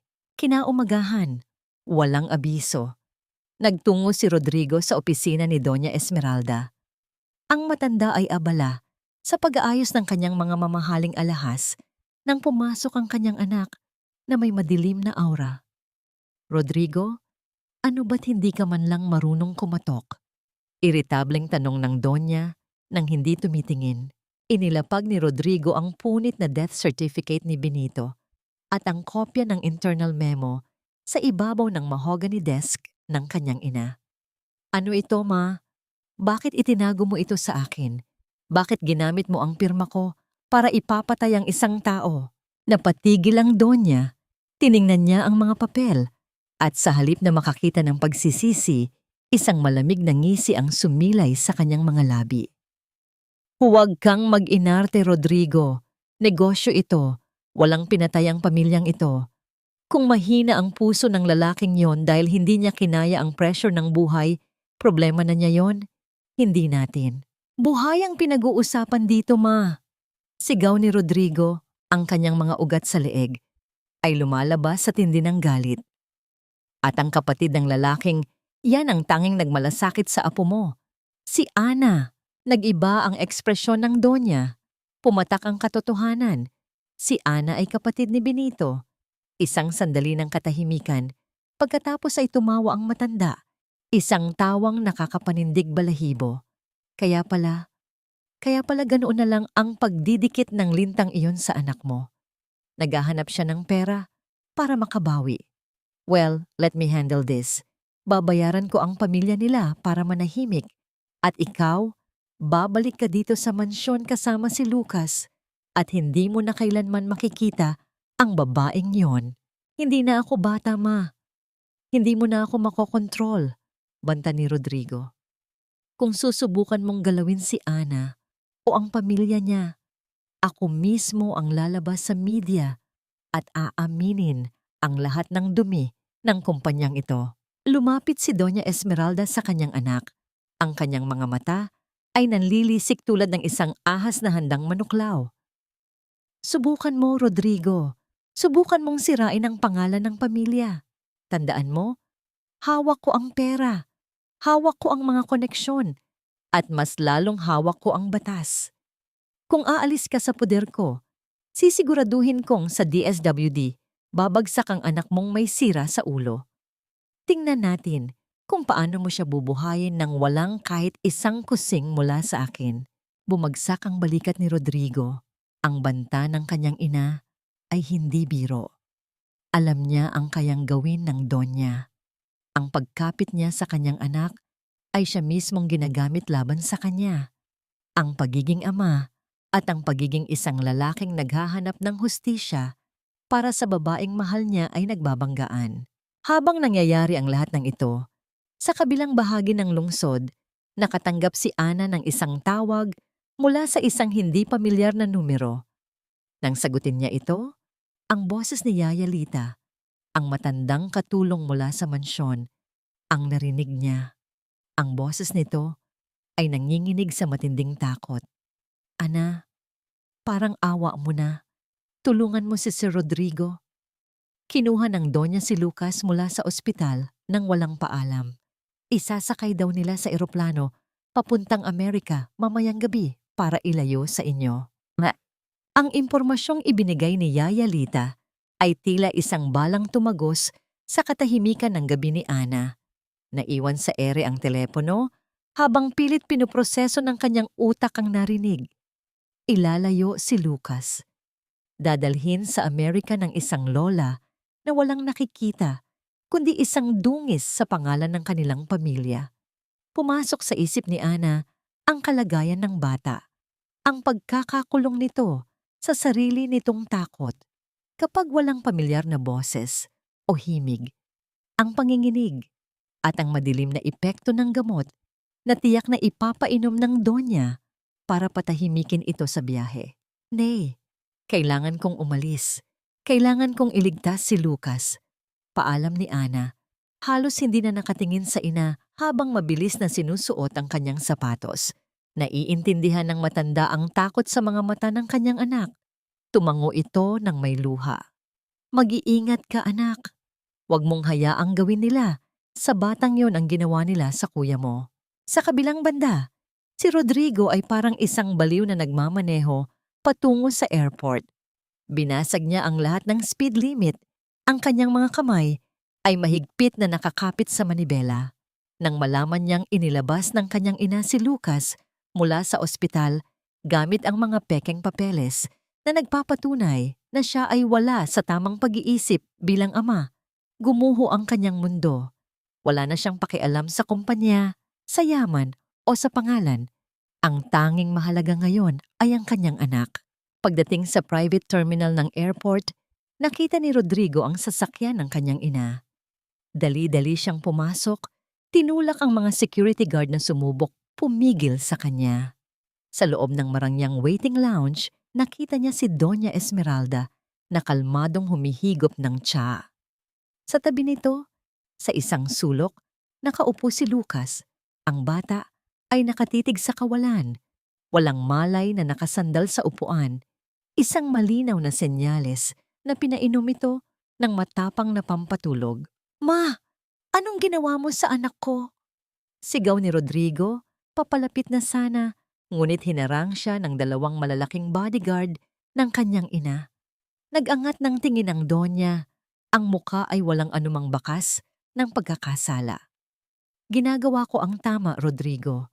Nilalayo ko siya sa impluwensya ng babaeng iyon at nilalayo kita sa isang pagkakamaling sisira sa buhay mo. Sa Amerika, may mga institusyong mag-aalaga sa kanya habang buhay. It's for the best. For the best? Nanlilisik ang mga mata ni Rodrigo. Ikinukulong mo siya dahil ikinahihiya mo siya. Hindi ako papayag. Sinubukan ni Rodrigo na makawala sa mga gwardya, nagpupumiglas, ngunit masyado silang malakas. Nang makita niya ang walang buhay na kalagayan ni Lucas, tumulo ang luha ng kawalan ng pag-asa mula sa kanyang mga mata. Siya ang ama, ngunit pakiramdam niya ay isa siyang bilanggo sa sarili niyang pamilya. Biglang bumukas ang pintuan ng terminal ng may kalabog. Hinihingal at basang-basa ng pawis, nakatayo si Ana. Ang kanyang mga mata ay naghahanap hanggang sa magtagpo ang kanilang paningin ni Rodrigo at pagkatapos ay kay Lucas. Nang makita ni Ana ang kalagayan ng bata, nag-apoy ang kanyang galit. Hindi siya natakot sa mga gwardya. Hindi siya natakot sa yaman ni Doña Esmeralda. Ibalik niyo sa akin si Lucas. Sigaw ni Ana, matapang na naglakad palapit. Tumawa ng mapakla ang Donya. At sino ka sa akala mo para utusan ako? Isa ka lang hampas lupang katulong na naghahanap ng pera mula sa pamilya namin. Gwardya, ilabas ang basurang ito. Akmang hahawakan ng isang gwardya si Ana nang biglang sumigaw si Rodrigo nang may lakas na nagpatigil sa lahat. Huwag niyong hahawakan ang asawa ko. Natigilan ang lahat sa loob ng kwarto, maging si Ana ay napako ang tingin kay Rodrigo. Ang donya ay tila nabulunan sa sarili nitong laway. Ang mga mata ay nanlaki sa pagkabigla. Anong sinabi mo? Nauutal na tanong ng matanda. Ginamit ni Rodrigo ang pagkakataong yon upang buong lakas na itulak ang mga gwardya at tumakbo palapit kay Ana. Tumayo siya sa harap nito. Nagsisilbing kalasag laban sa kanyang sariling ina. Naririnig mo ako, ma? Asawa ko si Ana. At bilang asawa ko, may karapatan siya kay Lucas. Hindi mo pwedeng ilabas ng bansa ang anak ko nang walang pahintulot ng kanyang mga magulang. Isang mabilis na kasinungalingan, isang desperadong hakbang Ngunit ito ang tanging paraan na naisip ni Rodrigo upang harangan ang legal na kapangyarihan ng kanyang ina. Tiningnan niya si Ana nang may matinding pakiusap sa kanyang mga mata, isang tahimik na pagsamo na makisakay sa kasinungalingang ito upang mailigtas nila si Lucas.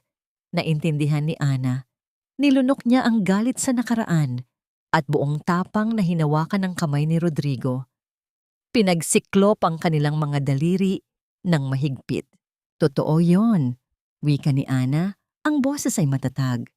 Nakatingin ng diretso sa nanlilisik na mga mata ni Doña Esmeralda. At hindi ako aalis dito nang hindi kasama ang anak ko. Ngunit hindi basta-basta susuko ang Doña. Kinuha nito ang telepono. Ang nangisi ay nagbabanta ng mas malaking panganib. Tingnan natin kung hanggang saan aabot ang drama niyong dalawa kapag dumating ang mga pulis para arestuhin si Ana sa kasong kidnapping. Kunin mo na ang lahat, ma. Ang kumpanya, ang yaman, ang pangalang De Leon na labis mong iniingatan. Sa'yo na lahat yan. Ang boses ni Rodrigo ay hindi sumisigaw, ngunit may taglay itong bigat na nagpatahimik sa buong terminal. Binitiwan niya ang kanyang mamahaling relo at ang gintong ballpen na nakasukbit sa kanyang bulsa at inilapag ang mga ito sa mesa sa harap ng kanyang ina. Tinitigan niya si Doña Esmeralda nang may halo ng awa at pagpapalaya. Sa sandaling iyon, ang lalaking laging nakayuko sa utos ng kanyang ina ay tuluyan ng pumanaw at ang isinilang ay isang amang handang itaya ang lahat para sa kanyang anak. Binuhat ni Rodrigo ang walang malay na si Lucas mula sa upuan. Ang bata ay tila isang malambot na manika sa kanyang mga bisig.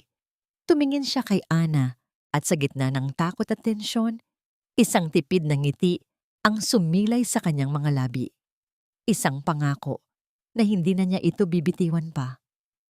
Hindi na hinintay ni Rodrigo ang pagdating ng mga pulis o ang susunod na hiyaw ng kanyang ina.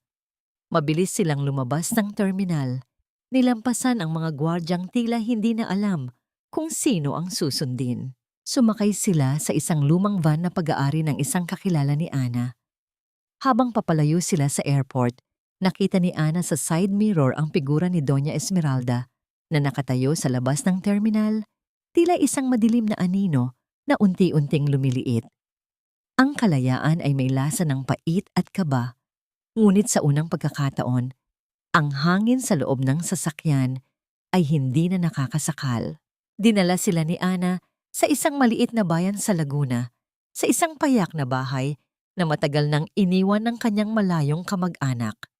Malayo ito sa ingay ng lungsod, malayo sa mapanghusgang mga mata ng lipunan. Ang bahay ay gawa sa kahoy at semento. May maliit na beranda na napapalibutan ng mga puno ng mangga. Ang tanging maririnig ay ang huni ng mga kuliglig at ang marahang pagaspas ng mga dahon sa gabi. Dito nagsimula ang kanilang bagong buhay. Ang makapangyarihang si Rodrigo de Leon ay natutong magsibak ng kahoy at mag-igib ng tubig mula sa poso. Ang kanyang mga kamay na dati ay puro papel lamang ang hawak ay nagkaroon ng mga kalyo. Ngunit sa tuwing makikita niya si Lucas na malayang tumatakbo sa damuhan, tila lahat ng pagod ay napapalitan ng hindi maipaliwanag na ligaya. Isang gabi, habang nagluluto si Ana ng hapunan sa kanilang maliit na kusina, lumapit si Rodrigo at tahimik na tumulong sa paghiwa ng mga gulay. Ang kanilang mga balikat ay paminsan-minsang nagkakadikit at ang bawat haplos ng kanilang mga daliri sa gitna ng gawain ay nagdadala ng isang uri ng kuryente na mas matamis pa sa anumang mamahaling alak. Salamat, Ana. Mahinang bulong ni Rodrigo habang nakatitig sa apoy ng kalan na nagbibigay ng mainit na liwanag sa mukha ng babae. Salamat sa hindi pagsuko sa amin. Humarap si Ana. Ang kanyang mga mata ay nagniningning. Ginagawa ko ito dahil mahal ko si Lucas, Rodrigo. At dahil naniniwala ako na may mabuting tao sa likod ng lahat ng pagkakamali mo. Dahan-dahang inabot ni Rodrigo ang kamay ni Ana Ang kanyang pagkakahawak ay puno ng pag-iingat at respeto. Isang sandali ng katahimikan ang namayani, kung saan ang tanging maririnig ay ang tibok ng kanilang mga puso at ang mahinang pagpapakulo ng sabaw sa palayok. Wala silang sinabi, ngunit ang kanilang mga mata ay nagpalitan ng mga pangakong hindi na kailangan pang bigkasin. Ang kilig na nadarama nila ay hindi tulad ng sa mga bata. Ito ay isang malalim, matanda, at mapayapang uri ng pag-ibig na nabuo mula sa mga sugat at pagsubok. Naging maayos ang lahat ng sumunod na linggo. Si Lucas ay nagsimula ng kumain ng maayos at hindi na kailangan ng gamot para makatulog. Ang bata ay tila isang bulaklak na unti-unting bumubuka sa ilalim ng init ng araw. Ngunit sa likod ng kapayapaang ito, may isang lihim na takot si Ana. Ang takot na ang katahimikan ay senyales lamang ng isang paparating na unos. Isang hating gabi, habang mahimbing na natutulog ang lahat, biglang nagising si Ana dahil sa isang kakaibang amoy. Hindi ito ang amoy ng luto o ng gabi. Ito ay amoy ng sunog na tela at plastik. Mabilis siyang bumangon at lumingon sa bintana. Ang labas ng kanilang bahay ay hindi na madilim. Isang nanlilisik na kulay dalandan ang bumabalot sa paligid. Ang apoy ay mabilis na gumagapang sa tuyong dingding na kahoy, tila mga dila ng dyablo na gustong lamunin ang lahat ng kanilang pinaghirapan. "Rodrigo! Gising! Sunog!" Sigaw ni Ana, ang kanyang boses ay puno ng takot. Mabilis na nagising si Rodrigo at agad na tumakbo patungo sa kwarto ni Lucas. Ngunit bago pa man niya mahawakan ang pinto, isang malakas na pagbagsak ng nasusunog na kisame ang humarang sa kanyang daan. Ang usok ay nagsisimulang maging makapal, nakakasakal, at nakakahilo. Mula sa labas, narinig nila ang mabilis na pag-andar ng isang sasakyan. Isang tunog na pamilyar kay Rodrigo. Ang tunog ng sasakyang laging ginagamit ng mga tauhan ng kanyang ina. Nabitawan ni Rodrigo ang kanyang hawak na balde ng tubig. Ang kanyang mukha ay napuno ng matinding galit at pait. Ang kanyang sariling ina ay mas pipiliin pang makitang abo sila kaysa makitang malaya at masaya. "Ana, kunin mo si Lucas sa bintana. Lalabas tayo." Sigaw ni Rodrigo habang pilit niyang tinutulak ang nasusunog na kahoy gamit ang kanyang mga kamay, hindi inaalintana ang hapdi ng apoy na tumatama sa kanyang balat. Ang apoy ay tila isang gutom na halimaw. Mabilis itong gumapang sa mga dingding na gawa sa kahoy, nilalamon ang bawat alaala ng payapang buhay na sinubukan nilang buuin. Ang usok ay makapal at nakakasakal, ginagawang isang malaking bitag ang maliit na bahay. "Lucas! Anak!" Sigaw ni Rodrigo.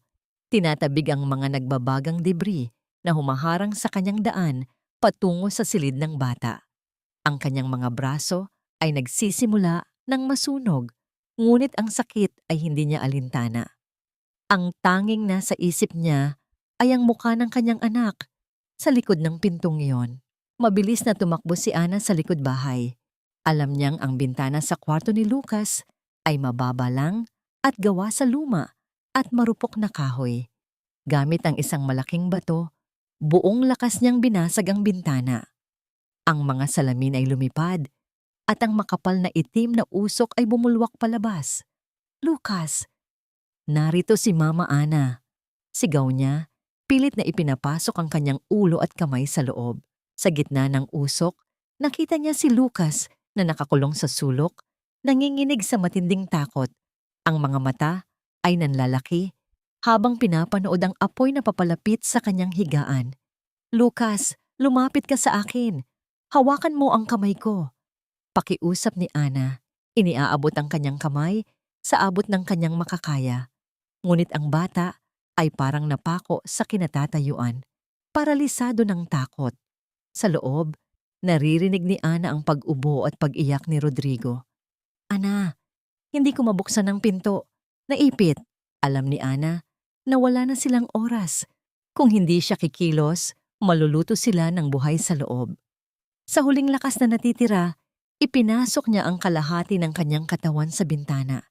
Hindi inaalintana ang mga basag, nabubog, na humihiwa sa kanyang balat. Hinablot niya ang damit ni Lucas. "Anak, sumama ka na sa akin. Para kay Papa." Umiiyak na bulong ni Ana. Tila may naintindihan sa mga mata ni Lucas. Ang pagbanggit sa kanyang ama ay nagbigay dito ng lakas. Inabot ng bata ang kamay ni Ana. Hinila niya si Lucas palabas ng bintana, kasabay ng malakas na pagbagsak ng bubong sa loob ng kwarto. Yakap-yakap niya ang bata sa labas, parehong umuubo at umiiyak, habang pinapanood ang kanilang munting tahanan na unti-unting nagiging abo. Si Rodrigo, hikbi ni Ana. Hinahanap ng kanyang mga mata ang lalaking naiwan sa loob. Isang figura ang lumabas mula sa nagbabagang pinto sa harap. Si Rodrigo. Ang kanyang damit ay halos sunog na. Ang kanyang mukha ay puno ng uling at ang isa niyang braso ay nakalaylay sa isang hindi natural na anggulo. Ngunit nang makita niya si Ana at Lucas na ligtas, isang ngiti ng ginhawa ang sumilay sa kanyang maruming mukha bago siya tuluyang bumagsak sa lupa, nawalan ng malay. Dinala ng mga kapitbahay na rumesponde sina Rodrigo, Ana at Lucas sa pinakamalapit na pampublikong ospital. Ang mga sugat ni Ana at Lucas ay hindi malala, ngunit si Rodrigo ay nasa kritikal na kondisyon. Ang kanyang braso ay nabali at ang usok na nalanghap niya ay nagdulot ng matinding pinsala sa kanyang mga baga. Habang nakaupo si Ana sa labas ng emergency room, yakap-yakap si Lucas na nanginginig pa rin. Naramdaman niya ang pagtapik sa kanyang balikat. Isang pulis. "Kayo po ba si Ana de la Cruz?" Tanong ng opisyal. "May nag-file po ng kaso laban sa inyo para sa kidnapping." Hindi na nagulat si Ana. Alam niyang hindi titigil ang kanyang kalaban. Ngunit bago pa man makasagot si Ana, isang pamilyar na boses ang narinig niya mula sa likuran. "Opisyal, nagkakamali po kayo. Ang babaeng yan ang tunay na biktima." Lumingon si Ana. Nakatayo doon si Yaya Lita, ang mata ng katulong. Ang mga mata ay puno ng determinasyon. Sa likod nito, may kasamang ilang mga dating katulong mula sa mansyon. "Matagal na po kaming nanahimik dahil sa takot. Ngunit hindi na namin kayang sikmurain ang kasamaan ni Doña Esmeralda," matapang na pahayag ni Yaya Lita sa pulis. "Hawak ko po ang ebidensya na nagpapatunay na ang Donya ang nag-utos na sunugin ang bahay na yon. At kaya ko ring patunayan na siya ang nagplano na ipainom ng maling gamot ang sarili niyang apo." Habang nagsasalita si Yaya Lita, sa loob ng emergency room, dahan-dahang iminulat ni Rodrigo ang kanyang mga mata. Ang unang hinanap niya ay si Ana. Nang makita niya ito sa siwang ng pinto, kahit hirap, pilit niyang tinaas ang kanyang kamay. Ang kanyang mga labi ay halos hindi gumagalaw, ngunit malinaw ang ibinubulong niya. "Patawad." Nang makita ito ni Ana, tumulo ang kanyang mga luha, hindi na dahil sa sakit, kundi dahil sa pag-asa. Sa gitna ng abo at usok, tila may bagong liwanag na sumisikat. Ngunit ang hindi nila alam, sa di kalayuan, isang itim na sasakyan ang nakaparada. Sa loob nito, pinapanood ni Doña Esmeralda ang lahat sa pamamagitan ng kanyang tauhan. Nang malaman niyang si Yaya Lita ang pinagkakatiwalaan niyang alalay sa loob ng 30 taon, ang nagtraidor sa kanya, ang kanyang mukha ay naging isang maskara ng purong demonyo. "Kung hindi mapapasa akin si Lucas, sisiguraduhin kong wala nang makikinabang sa kanya." Malamig na bulong ng matanda sa dilim, habang ang sasakyan ay mabilis na umalis. "Tapos na ang paghahari mo, ma." Ang bawat luhang pumatak mula sa mga mata ni Lucas, ang bawat sugat na tinamo ni Ana. "Pananagutan mo ang lahat ng ito sa harap ng batas." Ang boses ni Rodrigo ay mahina, paos dahil sa usok na sumira sa kanyang baga, ngunit bawat salita ay tila isang hatol na hindi mababali. Nakaupo siya sa isang wheelchair, ang kanyang balat ay balot ng mga benda. Habang sa harap niya ay nakatayo ang kanyang ina, si Doña Esmeralda. Ang matanda ay tila isang nalalantang bulaklak Sa gitna ng malamig na pasilyo ng ospital, pinaliligiran ng 3 pulis at ng matapang na presensya ni Yaya Lita. Isang mapait na tawa ang kumawala sa mga labi ng Donya. Sa kabila ng mga posas na nakakabit sa kanyang mga kamay, hindi pa rin nawawala ang kanyang mapagmataas na tingin. Sa tingin mo ba ay mananalo ka, Rodrigo? Sa tingin mo ba ay sapat na ang salita ng isang katulong para pabagsakin ako? Pinatayo ko ang kumpanyang ito mula sa wala. Ako ang nagbigay sa iyo ng lahat. Binigyan mo ako ng yaman, ma, pero ninakawan mo ako ng pagkatao. Tugon ni Rodrigo, ang kanyang mga mata ay puno ng pait. Inutusan mo ang mga tauhan mong sunugin ang bahay na kinaroroonan ng sarili mong apo. Hindi ka na isang ina. Ikaw ay isang halimaw na nilamon na ng sarili mong kasakiman. Inabot ni Yaya Lita ang isang maliit na recorder sa mga pulis. Ang tunog ng pag-ikot ng tape ay nagdulot ng katahimikan sa paligid. Mula sa loob ng device, narinig ang malinaw na boses ng Donya na naguutos na tapusin ang lahat at huwag mag-iwan ng bakas. Ito ang huling pako sa kabaong ng kanyang imperyo. Ang mukha ng Donya ay biglang namutla. Ang kanyang mga tuhod ay nanghina hanggang sa mapilitan siyang mapaupo sa malamig na sahig. Ang kanyang mga alahas ay hindi na nakasilaw. Ang tanging nangingibabaw ay ang tunog ng pagbagsak ng isang babaeng inakala niyang siya ang Diyos ng sariling mundo. Habang inilalayo ng mga pulis ang kanyang ina, mabilis na iginulong ni Rodrigo ang kanyang wheelchair patungo sa silid ni Ana. Ngunit sa kanyang pagpasok, isang kaba ang sumakop sa kanyang dibdib. Ang silid ay tahimik. Si Ana ay nakahiga sa kama. Ang kanyang mukha ay kasing puti ng mga kumot na bumabalot sa kanya. Hindi ito ang ordinaryong pagkapagod. Ayon sa mga doktor, ang matinding usok na nalanghap niya at ang pagtama ng kanyang ulo sa matigas na bagay nang iligtas niya si Lucas ay nagdulot ng isang komplikasyon na tinatawag na dissociative amnesia.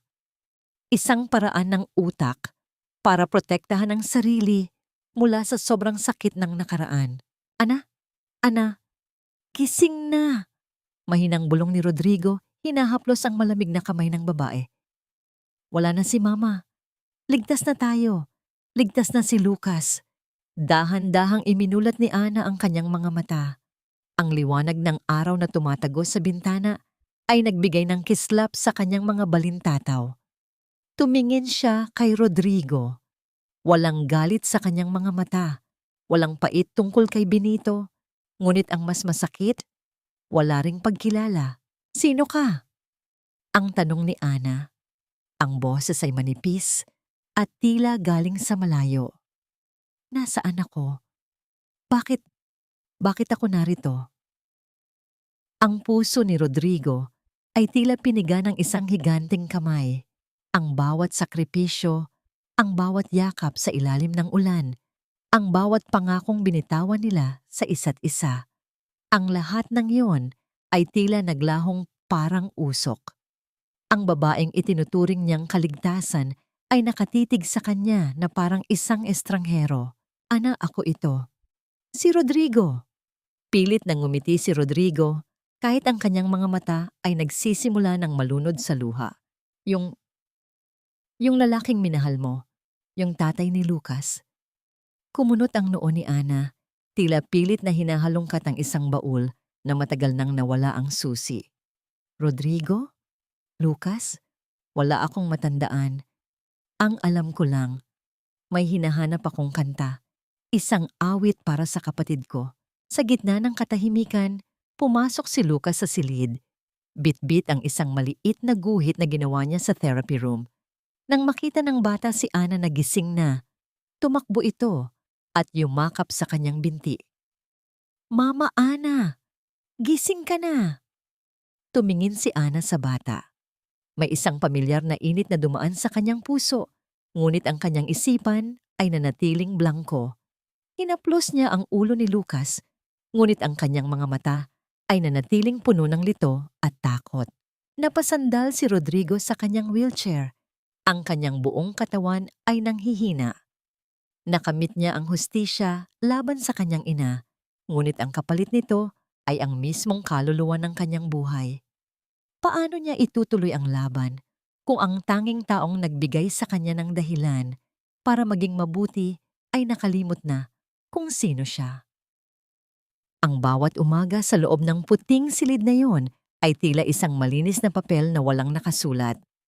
Para kay Ana, ang mundong kanyang ginagalawan ay binubuo lamang ng mga aninong walang pangalan at mga mukhang tila pamilyar ngunit malayo sa kanyang kaisipan. Nakaupo siya sa gilid ng bintana, pinagmamasdan ang mga dahon ng puno na sumasayaw sa hangin, habang ang kanyang puso ay nakakaramdam ng isang uri ng bigat na hindi niya maipaliwanag.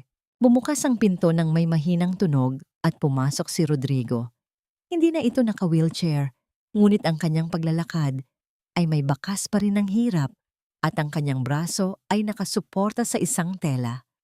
Bit-bit niya ang isang maliit na lalagyan ng mainit na pagkain at isang piraso ng puting bulaklak, isang jasmine, ang bulaklak na paborito ni Ana dahil sa bango nitong nagpapaalala sa kanya ng kanyang kabataan. Magandang umaga, Ana. Ang bati ni Rodrigo, ang kanyang boses ay puno ng pag-iingat. Tila ba ang bawat salita ay isang marupok na kristal na ayaw niyang mabasag. Tumingin si Ana sa kanya. Isang matipid na ngiti ang sumilay sa kanyang mga labi. Isang ngiti ng kagandahang asal para sa isang estranghero na araw-araw siyang dinadalaw. Magandang umaga rin po sa inyo, Sir Rodrigo. Ang salitang sir ay tila isang matalim na aspil na tumusok sa puso ni Rodrigo. Dati, ang boses ni Ana ay puno ng apoy, galit o tamis. Ngunit ngayon, ito ay patag at formal. Inilapag niya ang bulaklak sa ibabaw ng mesa. Tinawag mo uli akong sir, mahinang biro ni Rodrigo. Pilit na itinatago ang pait sa kanyang boses. Sabi ko naman sa'yo, Rodrigo na lang, o kahit ano. Pasensya na po. Hindi ko lang po talaga kayo matandaan. Sagot ni Ana, ang kanyang mga mata ay bumalik sa panonood sa labas. Minsan, kapag tumitingin ako sa inyo, pakiramdam ko ay may gusto akong sabihin. Pero pagdating sa lalamunan ko, nawawala ang mga salita. Para akong nalulunod sa isang panaginip na hindi ko magising-gising. Lumapit ng bahagya si Rodrigo, ngunit nanatili siyang may distansya. Ayaw niyang takutin ang babaeng tila isang mailap na ibon. Hindi mo kailangang pilitin ang sarili mo, Ana. Nandito lang ako. Maghihintay ako, kahit gaano pa katagal. Sa mga sumunod na araw, naging matiyaga si Rodrigo sa paggawa ng mga tulay, patungo sa nawalang alaala ni Ana. Hindi niya ito dinidiktahan. Sa halip, dinadala niya ang mga bagay na alam niyang may kahulugan. Dinala niya ang lumang gitara ni Benito. Dinala niya ang paboritong kape ni Ana na may halong gatas. At pinakaimportante sa lahat, dinala niya si Lucas. Si Lucas ang naging pinakamabisang gamot sa lahat. Isang hapon, habang si Ana ay nakaupo sa hardin ng ospital, lumapit ang bata, dala ang isang maliit na kahon ng mga Crayola. Walang takot na umupo si Lucas sa kandungan ni Ana, isang bagay na hindi nito ginagawa sa ibang tao. Mama Ana, kanta tayo? Ang pakiusap ni Lucas, ang kanyang maliliit na daliri, ay nakakapit sa laylayan ng damit ni Ana. Napatigil si Ana. Ang salitang mama ay nagdulot ng isang kakatwang kuryente sa kanyang buong katawan.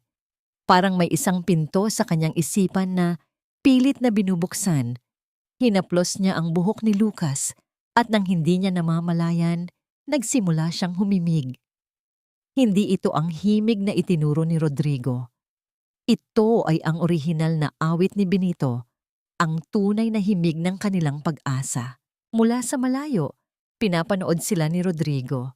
Nakita niya kung paano naluha si Ana habang kumakanta, kahit hindi pa nito alam kung bakit. Ang pagmamahal ni Ana kay Lucas ay mas malalim kaysa sa anumang alaala sa utak. Ito ay nakatatak sa kanyang kaluluwa. Lumapit si Rodrigo at umupo sa tabi nila sa damuhan. Kinuha niya ang kamay ni Ana at sa pagkakataong ito, Hindi ito binawi ng babae. Naalala mo ba ang kantang yan, Ana? Yan ang kantang kumalma kay Lucas noong unang gabi sa hotel. Yan ang kantang naging simula ng lahat. Tumingin si Ana kay Rodrigo at sa unang pagkakataon, ang kanyang mga mata ay hindi na blanko. May isang kislap ng pagkilala, isang kislap ng lumang sakit, at isang kislap ng bagong pag-ibig. Rodrigo! Bulong ni Ana, ang kanyang boses ay nanginginig. May naalala ako. Isang apoy. Napakainit na apoy. At ikaw ang pumasok sa gitna ng usok para sa amin. Andun ako, Ana. At laging akong andun para sa inyo. Tugon ni Rodrigo, ang kanyang mga luha ay malayang pumatak habang hinahalikan niya ang mga kamay ni Ana. Ngunit ang sandali ng kanilang paglalapit ay biglang naputol ng isang nurse ang lumapit sa kanila. Ang muka ay puno ng pag-aalala. Sir Rodrigo, may tawag po para sa inyo mula sa presinto. Tungkol po sa inyong ina. Naramdaman ni Rodrigo ang mabilis na paglamig ng kamay ni Ana. Ang pangalan ng Donya ay tila isang lason na muling humalo sa hangin. Ano niyong nangyari? Tanong ni Rodrigo. Tumayo siya habang inaalalayan si Ana. Sinasabi po ng pulis na tumangging kumain si Doña Esmeralda at may iniwan siyang sulat para sa inyo bago siya tuluyang mawala ng malay sa selda. Ang sabi po sa sulat, may isang bagay pa siyang hindi nasasabi tungkol sa tunay na dahilan ng pagkamatay ni Benito. Ang katahimikan sa hardin ay naging napakabigat. Tumingin si Ana kay Rodrigo. Ang kanyang mga alaala ay nagsisimulang mag-unahan sa pagbalik. Ngunit kasabay nito ay ang pagbabalik din ng mga takot na inakala nilang tapos na. Ano pang sikreto ang maaaring itago ng isang matandang handang pumatay ng sariling dugo? Ang sulat na iniwan ni Doña Esmeralda ay tila isang piraso ng yelo na nagpalamig sa buong pagkatao ni Rodrigo. Habang hawak niya ang manipis na papel sa loob ng opisina ng presinto, naramdaman niya ang matinding panginginig ng kanyang mga kamay. Ang bawat salita ng kanyang ina ay punong-puno ng pait. Ngunit sa dulo nito, may isang katotohanang mas masakit pa sa anumang sampal na natanggap niya sa buong buhay niya. Dahan-dahan siyang bumalik sa ospital, ang kanyang isipan ay lumilipad sa mga alaala ng kanyang kabataan kasama si Benito. Nang makarating siya sa silid ni Ana, nakita niya itong nakaupo sa kama, yakap-yakap si Lucas habang mahinang kumakanta. Ang paningin ay tila isang perpektong larawan ng kapayapaan, ngunit alam ni Rodrigo na kailangan niya itong basagin para sa ikabubuti ng lahat. Ana, mahinang tawag ni Rodrigo, ang kanyang boses ay basag at puno ng bigat. Nag-angat ng tingin si Ana. Ang kanyang mga mata ay mas malinaw na ngayon. Ang ulap ng limot ay unti-unti nang naglalaho, ngunit may bakas pa rin ng pag-aalinlangan. Rodrigo, bakit ganyan ang hitsura mo? May nangyari ba? Umupo si Rodrigo sa tabi ni Ana, kinuha ang kanyang mga kamay at inilapag ang sulat ni Doña Esmeralda sa pagitan nila. Binasa ko ang sulat ni Mama. Ana, hindi lang basta stress ang pumatay kay Benito. Noong araw na inaatake siya sa puso dahil sa panggigipit ng mga tauhan ni Mama, tinangka niyang pumunta sa akin para humingi ng tulong. Pero hinarang siya ng mga bodyguard ni Mama sa utos niya mismo. Pinigilan nilang makarating ang ambulansya sa loob ng 30 minuto para lang masiguro na mapipilitan kayong pirmahan ang paglipat ng lupa. Ang katahimikan sa loob ng silid ay naging nakakasakal. Nakita ni Rodrigo kung paano nanlaki ang mga mata ni Ana. Ang mga huling hibla ng kanyang amnesia ay tila napatid ng matinding emosyon. Ang imahe ng kanyang kuya na nakahawak sa dibdib. Ang ingay ng sirena ng ambulansya na tila napakalayo. At ang mga lalaking nakaharang sa daan. Ang lahat ng ito ay bumalik ng malinaw. Tila isang pelikulang muling ipinalabas sa kanyang utak. Kaya pala, hikbi ni Ana. Ang kanyang mga luha ay nagsimulang pumatak ng mabilis Basang-basa ang papel na hawak niya. Kaya pala huli na, nang makarating kami sa ospital. Pinatay niya ang kuya ko, Rodrigo. Pinatay niya siya para sa isang pirasong lupa. Niyakap ni Rodrigo si Ana ng mahigpit. Hinahayaan ng babae na ilabas ang lahat ng sakit at galit na matagal nang nakakubli. Patawad, Ana. Patawad dahil dugo ko ang gumawa nito sa inyo. Pero pangako, hindi ko hahayaang manatiling lihim ito. Ibabalik ko ang lahat ng kinuha niya. Hindi lang ang lupa, kundi pati ang dangal ng pamilya niyo. Makalipas ang ilang araw, isang malaking pagtitipon ang naganap sa harap ng dating mansyon ng mga De Leon. Sa harap ng mga mamamahayag at ng komunidad ng San Isidro, formal na idineklara ni Rodrigo ang pagsasara ng kumpanyang naging instrumento ng pang-aapi.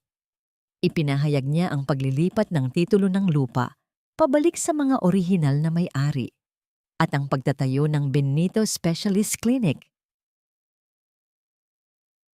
Isang pasilidad na magbibigay ng libreng serbisyong medikal para sa mga nangangailangan upang wala ng ibang pamilya ang makaranas ng sinapit ni Benito.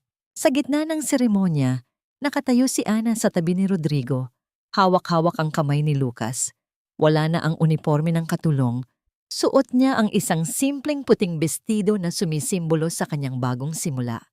Nang matapos ang pagsasalita ni Rodrigo, lumapit sila sa isang maliit na marker sa harap ng klinika kung saan nakaukit ang pangalan ni Benito. Kuya, justice at last. Bulong ni Ana habang iniaalay ang isang bungkos ng jasmine. Humarap si Rodrigo kay Ana. Ang kanyang mga mata ay puno ng pag-asa at tapat na pag-ibig. Sa harap ng lahat, dahan-dahan siyang lumuhod, hindi dahil sa kahihiyan, kundi dahil sa pagnanais na bumuo ng kinabukasan. Ana de la Cruz, panimula ni Rodrigo, ang kanyang boses ay matatag at malinaw. Marami akong pagkakamali. Marami akong utang na loob sa pamilya mo na hindi ko kailanman mababayaran ng pera. Pero kung papayagan mo ako, gusto kong gugulin ang natitirang bahagi ng buhay ko para protektahan ka. Mahalin si Lucas at maging lalaking karapat-dapat sa pag-ibig mo. Will you marry me? Tumigil ang paligid. Ang mga tao ay nag-aabang. Ang hangin ay tila huminto sa pag-ihip. Tumingin si Ana kay Rodrigo at pagkatapos ay kay Lucas na nakangiti at tumango sa kanya. Ang lahat ng pait ng nakaraan ay tila natunaw sa init ng katapatan ng lalaking nasa harap niya. Oo, Rodrigo. Sagot ni Ana. Ang boses ay puno ng katiyakan. Oo. Nagpalakpakan ng mga tao. Isang tunog ng kagalakan na pumuno sa buong lugar. Ngunit sa gitna ng selebrasyon, lumapit si Attorney Valdez kay Rodrigo. Ang mukha ay seryoso. Sir Rodrigo, may huling habilin po ang inyong ina mula sa bilangguan. Sinasabi niya po na bago siya tuluyang pumanaw sa sakit, may isang lihim na safe box siya na tanging kayo lang ang makakabukas.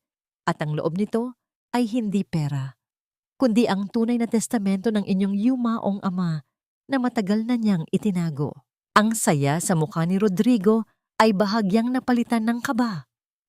Ano pang katotohanan ang nakatago sa nakaraan ng kanyang ama? Ang bawat pihitin ng vault sa loob ng abandonadong silid-aklatan ng mansyon ay tila isang tibok ng pusong nagmamadali. Ang tunog ng mga bakal na nagtatama ay ang tanging ingay na bumabasag sa katahimikan ng gabing iyon.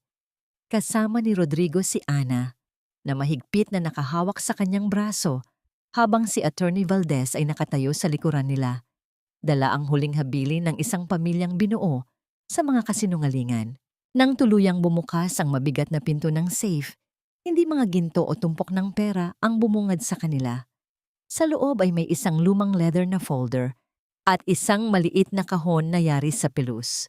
Kinuha ni Rodrigo ang folder, ang kanyang mga daliri ay dahan-dahang binubuklat ang mga pahinang nanilaw na sa panahon. Habang binabasa ni Rodrigo ang sulat ng kanyang yumaong ama, si Don Teodoro, ang kanyang mga mata ay nagsimulang mapuno ng luha. Hindi ito sulat ng negosyo, ito ay isang pag-amin. Isang lihim na itinago ni Doña Esmeralda sa loob ng ilang dekada. "Ana, tingnan mo ito," bulong ni Rodrigo. Ang boses ay nanginginig sa matinding emosyon. Sa sulat, ipinaliwanag ni Don Teodoro na bago siya pumanaw, nalaman niya ang lahat ng masasamang balak ni Esmeralda laban sa pamilya ni Benito. Sa katunayan, si Don Teodoro at ang ama ni na Ana at Benito ay matalik na magkaibigan noong kabataan nila. Ang lupain sa San Isidro ay hindi kailanman balak kunin ng ama ni Rodrigo. Sa halip, nais niya itong gawing isang kooperatiba para sa mga magsasaka. Ngunit nang magkasakit ang Don, ginamit ni Esmeralda ang kanyang kapangyarihan para palsipikahin ang mga dokumento at ilipat ang lahat sa kanyang sariling pangalan, habang unti-unting nilalaso ng isipan ni Rodrigo laban sa mga hampas lupang nakatira doon. Ibig sabihin, hikbi ni Ana, ang kanyang kamay ay nakatakip sa kanyang bibig. Hindi kaaway ang tatay mo. Ang mama mo lang talaga ang gumawa ng lahat ng ito. At higit pa doon, Ana, patuloy ni Rodrigo, kinuha ang maliit na kahon ng pilus at binuksan ito. Sa loob ay isang napakagandang singsing na may malaking esmeralda sa gitna, napapalibutan ng mga diamante. May kalakip na note ang singsing na ito. Sabi ng papa, nakalaan daw ito sa anak ng kanyang matalik na kaibigan kung sakaling magtatagpo ang landas namin. Inasahan niya na balang araw, ang aming mga pamilya ay magkakaisa uli sa pamamagitan ng pagmamahalan, hindi ng kasakiman. Ang katotohanan ay tila isang malakas na agos ng tubig na naglinis sa huling bakas ng putik sa pangalan ng mga De Leon.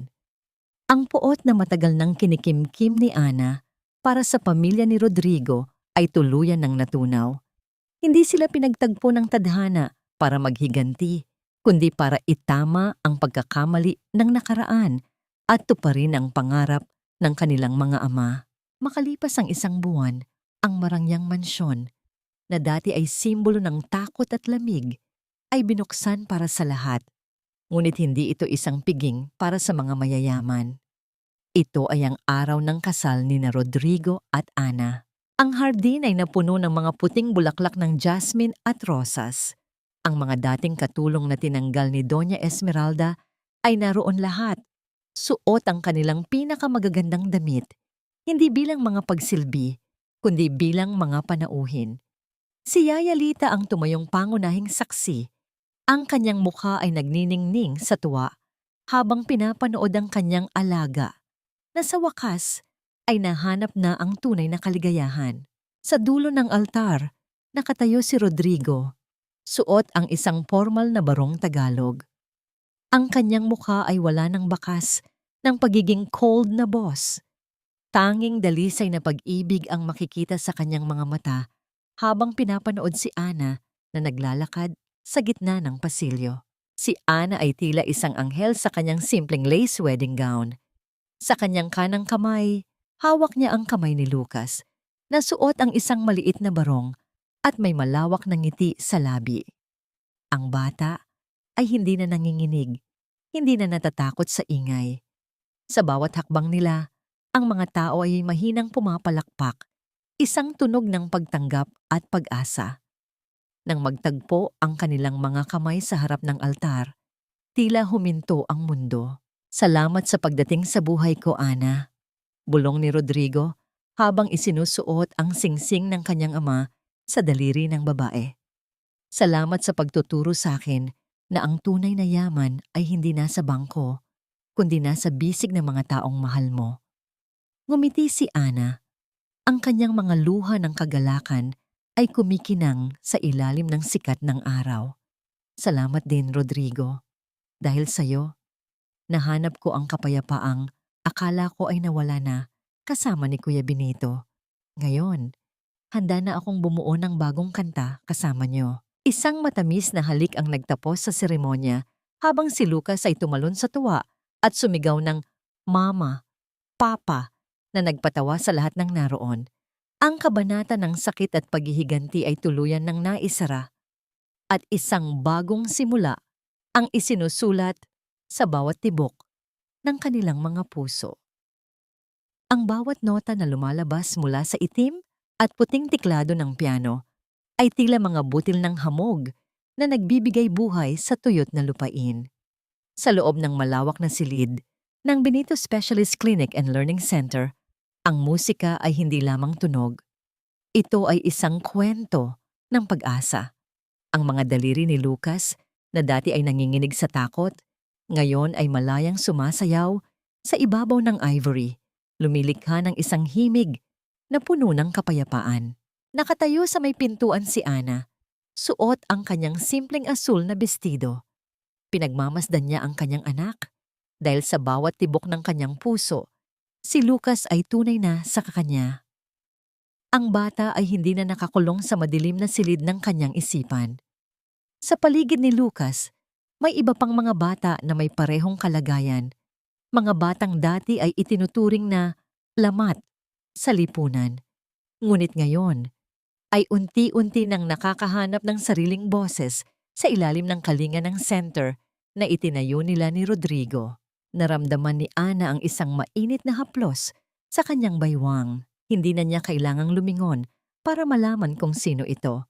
Ang amoy ng sandalwood at ang pamilyar na init ng palad ni Rodrigo ay sapat na upang pakalmahin ang anumang natitirang kaba sa kanyang dibdib. "He's a genius, Ana," mahinang bulong ni Rodrigo. Ang kanyang boses ay puno ng pagkamangha habang nakatitig sa anak. Sabi ng music teacher niya, "Lucas has a gift at ang regalong yan, ikaw ang nagbukas." Humarap si Ana kay Rodrigo. Isinandal ang kanyang ulo sa balikat ng lalaki. "Tayo ang nagbukas, Rodrigo. Kung hindi mo piniling talikuran ang lahat ng yaman at kapangyarihan para sa amin, baka hanggang ngayon ay nagtatago pa rin tayo sa dilim." Ngumiti si Rodrigo at hinawakan ang kamay ni Ana. Pinagsiklop ang kanilang mga daliri kung saan kumikinang ang kanilang mga singsing sa ilalim ng sikat ng araw. Iniwan na ni Rodrigo ang kumpanya sa kamay ng mga taong may malinis na budhi.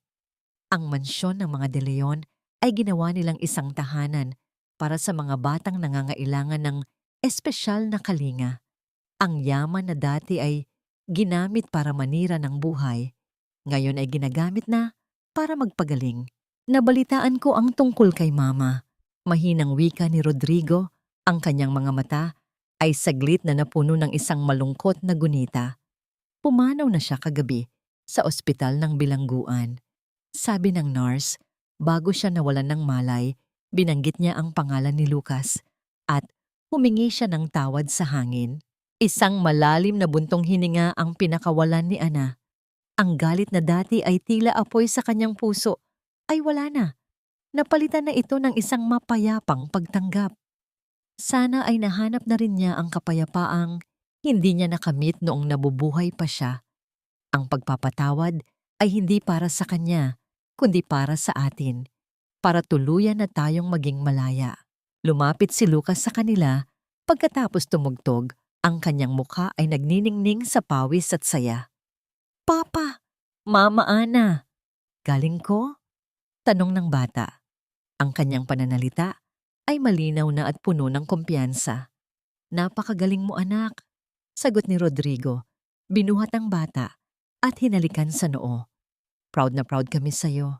Naglakad ang maliit na pamilya patungo sa hardin ng center. Doon, sa ilalim ng isang malaking puno ng nara, nakatayo ang isang estatwa ni Benito na may hawak na gitara. Ito ang nagsisilbing paalala na ang bawat sakripisyo ay may bunga at ang bawat sugat ay may paraan para maghilom. Sa gitna ng tawanan ni Lucas at ng mahihigpit na yakap ni Rodrigo, naramdaman ni Ana na tila may isang pamilyar na hangin ang humaplos sa kanyang pisngi. Isang hanging tila may dalang himig ng isang kuya na masaya sa kinalalagyan nito. Ang bawat nota ng piano ni Lucas, ang bawat proyektong tumutulong sa mahihirap, at ang bawat gabing natutulog sila ng mahimbing. Ito ang tunay na hustisya para kay Benito. "Mahal kita, Ana," wika ni Rodrigo, habang pinapanood nila ang paglubog ng araw na nagkukulay rosas sa langit.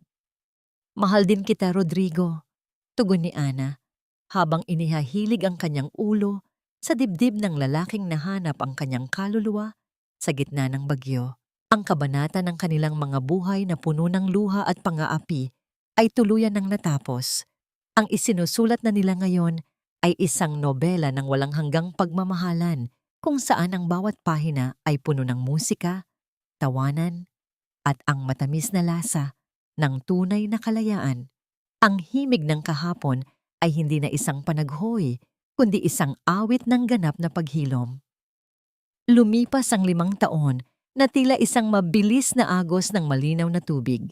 Sa ilalim ng dambuhalang puno ng nara sa hardin ng Benito Specialist Clinic, ang bawat dahon na nalalaglag sa damuhan ay tila mga tahimik na saksi sa isang buhay na ganap ng naghilom. Ang hapong yon ay balot ng kulay kahel na sinag ng araw, nagbibigay ng gintong kislap sa paligid, habang ang hangin ay may dalang bango ng namumukadkad na mga bulaklak ng jasmine. Nakaupo si Rodrigo sa isang kahoy na bangko, pinagmamasdan ng kanyang asawa na si Ana. Si Ana ay abala sa pakikipaglaro sa isang batang babae, ang kanilang bunsong anak na pinangalanan nilang Esperanza, bilang simbolo ng pag-asang kailanman ay hindi sila iniwan. Ang tawa ni Ana ay malutong, malayo sa mga hikbi at panaghoy na namayani. Sa kanyang tinig, ilang taon na ang nakalilipas. Sa di kalayuan, nakaupo si Lucas sa harap ng isang puting grand piano na nakalagay sa gitna ng gazebo. Ang kanyang mga kamay ay lumilikha ng isang obra maestra, isang himig na nagpapatahimik sa ingay ng mundong labas. Dahan-dahang tumayo si Rodrigo at lumapit kay Ana. Inakbayan niya ang asawa at sabay nilang pinanood ang kanilang mga anak. Sa sandaling iyon, ang katahimikan sa pagitan nila ay hindi na nakakasakal. Ito ay isang katahimikang puno ng pag-unawa at pasasalamat. Rodrigo, mahinang tawag ni Ana, habang isinasandal ang kanyang ulo sa dibdib ng lalaki. Naalala mo ba ang unang gabi natin sa Laguna? Noong halos wala tayong matulugan, ngumiti si Rodrigo at hinalikan ng tuktok ng ulo ni Ana. Hindi ko yun makakalimutan. Iyon ang gabing napagtanto ko na kahit anong apoy ang dumating, basta't kasama kita, hindi tayo matutupok. Natagpuan na nila ang tunay na kapayapaan. Ang kapayapaang ito ay hindi nagmula sa pagkalimot sa sakit, kundi sa pagtanggap na ang bawat sugat ay bahagi ng kanilang paglago. Napatawad na ni Ana ang nakaraan, hindi dahil nawala ang hapdi ng pagkamatay ni Benito, kundi dahil mas pinili niyang gamitin ang alaala ng kanyang kuya upang maging sandigan ng pagtulong sa iba. Napatawad na rin ni Rodrigo ang kanyang sarili at maging ang kanyang ina dahil alam niyang ang tunay na pag-ibig ay walang puwang para sa pangmatagalang puot. Ang aral na naiwan sa puso ng bawat nakarinig sa kanilang kwento ay simple. Ang yaman ay maaaring makabili ng mansyon, ngunit tanging ang wagas na malasakit at pagpapakumbaba lamang ang makakabuo ng isang tahanan. Ang pag-ibig ay hindi lamang tungkol sa masasayang sandali, kundi sa lakas na manatili at lumaban kahit ang mundo ay tila gumuguho na. Ang bawat tao ay may pagkakataong magbago, basta't may isang pusong handang maniwala at tumanggap sa kanila. Habang unti-unting lumulubog ang araw, nagkayakap ang buong pamilya sa gitna ng hardin. Ang musika ni Lucas ay tila naging isang panalangin na umakyat sa langit, isang pasasalamat para sa pagkakataong muling mabuhay, muling magmahal, at muling maging buo.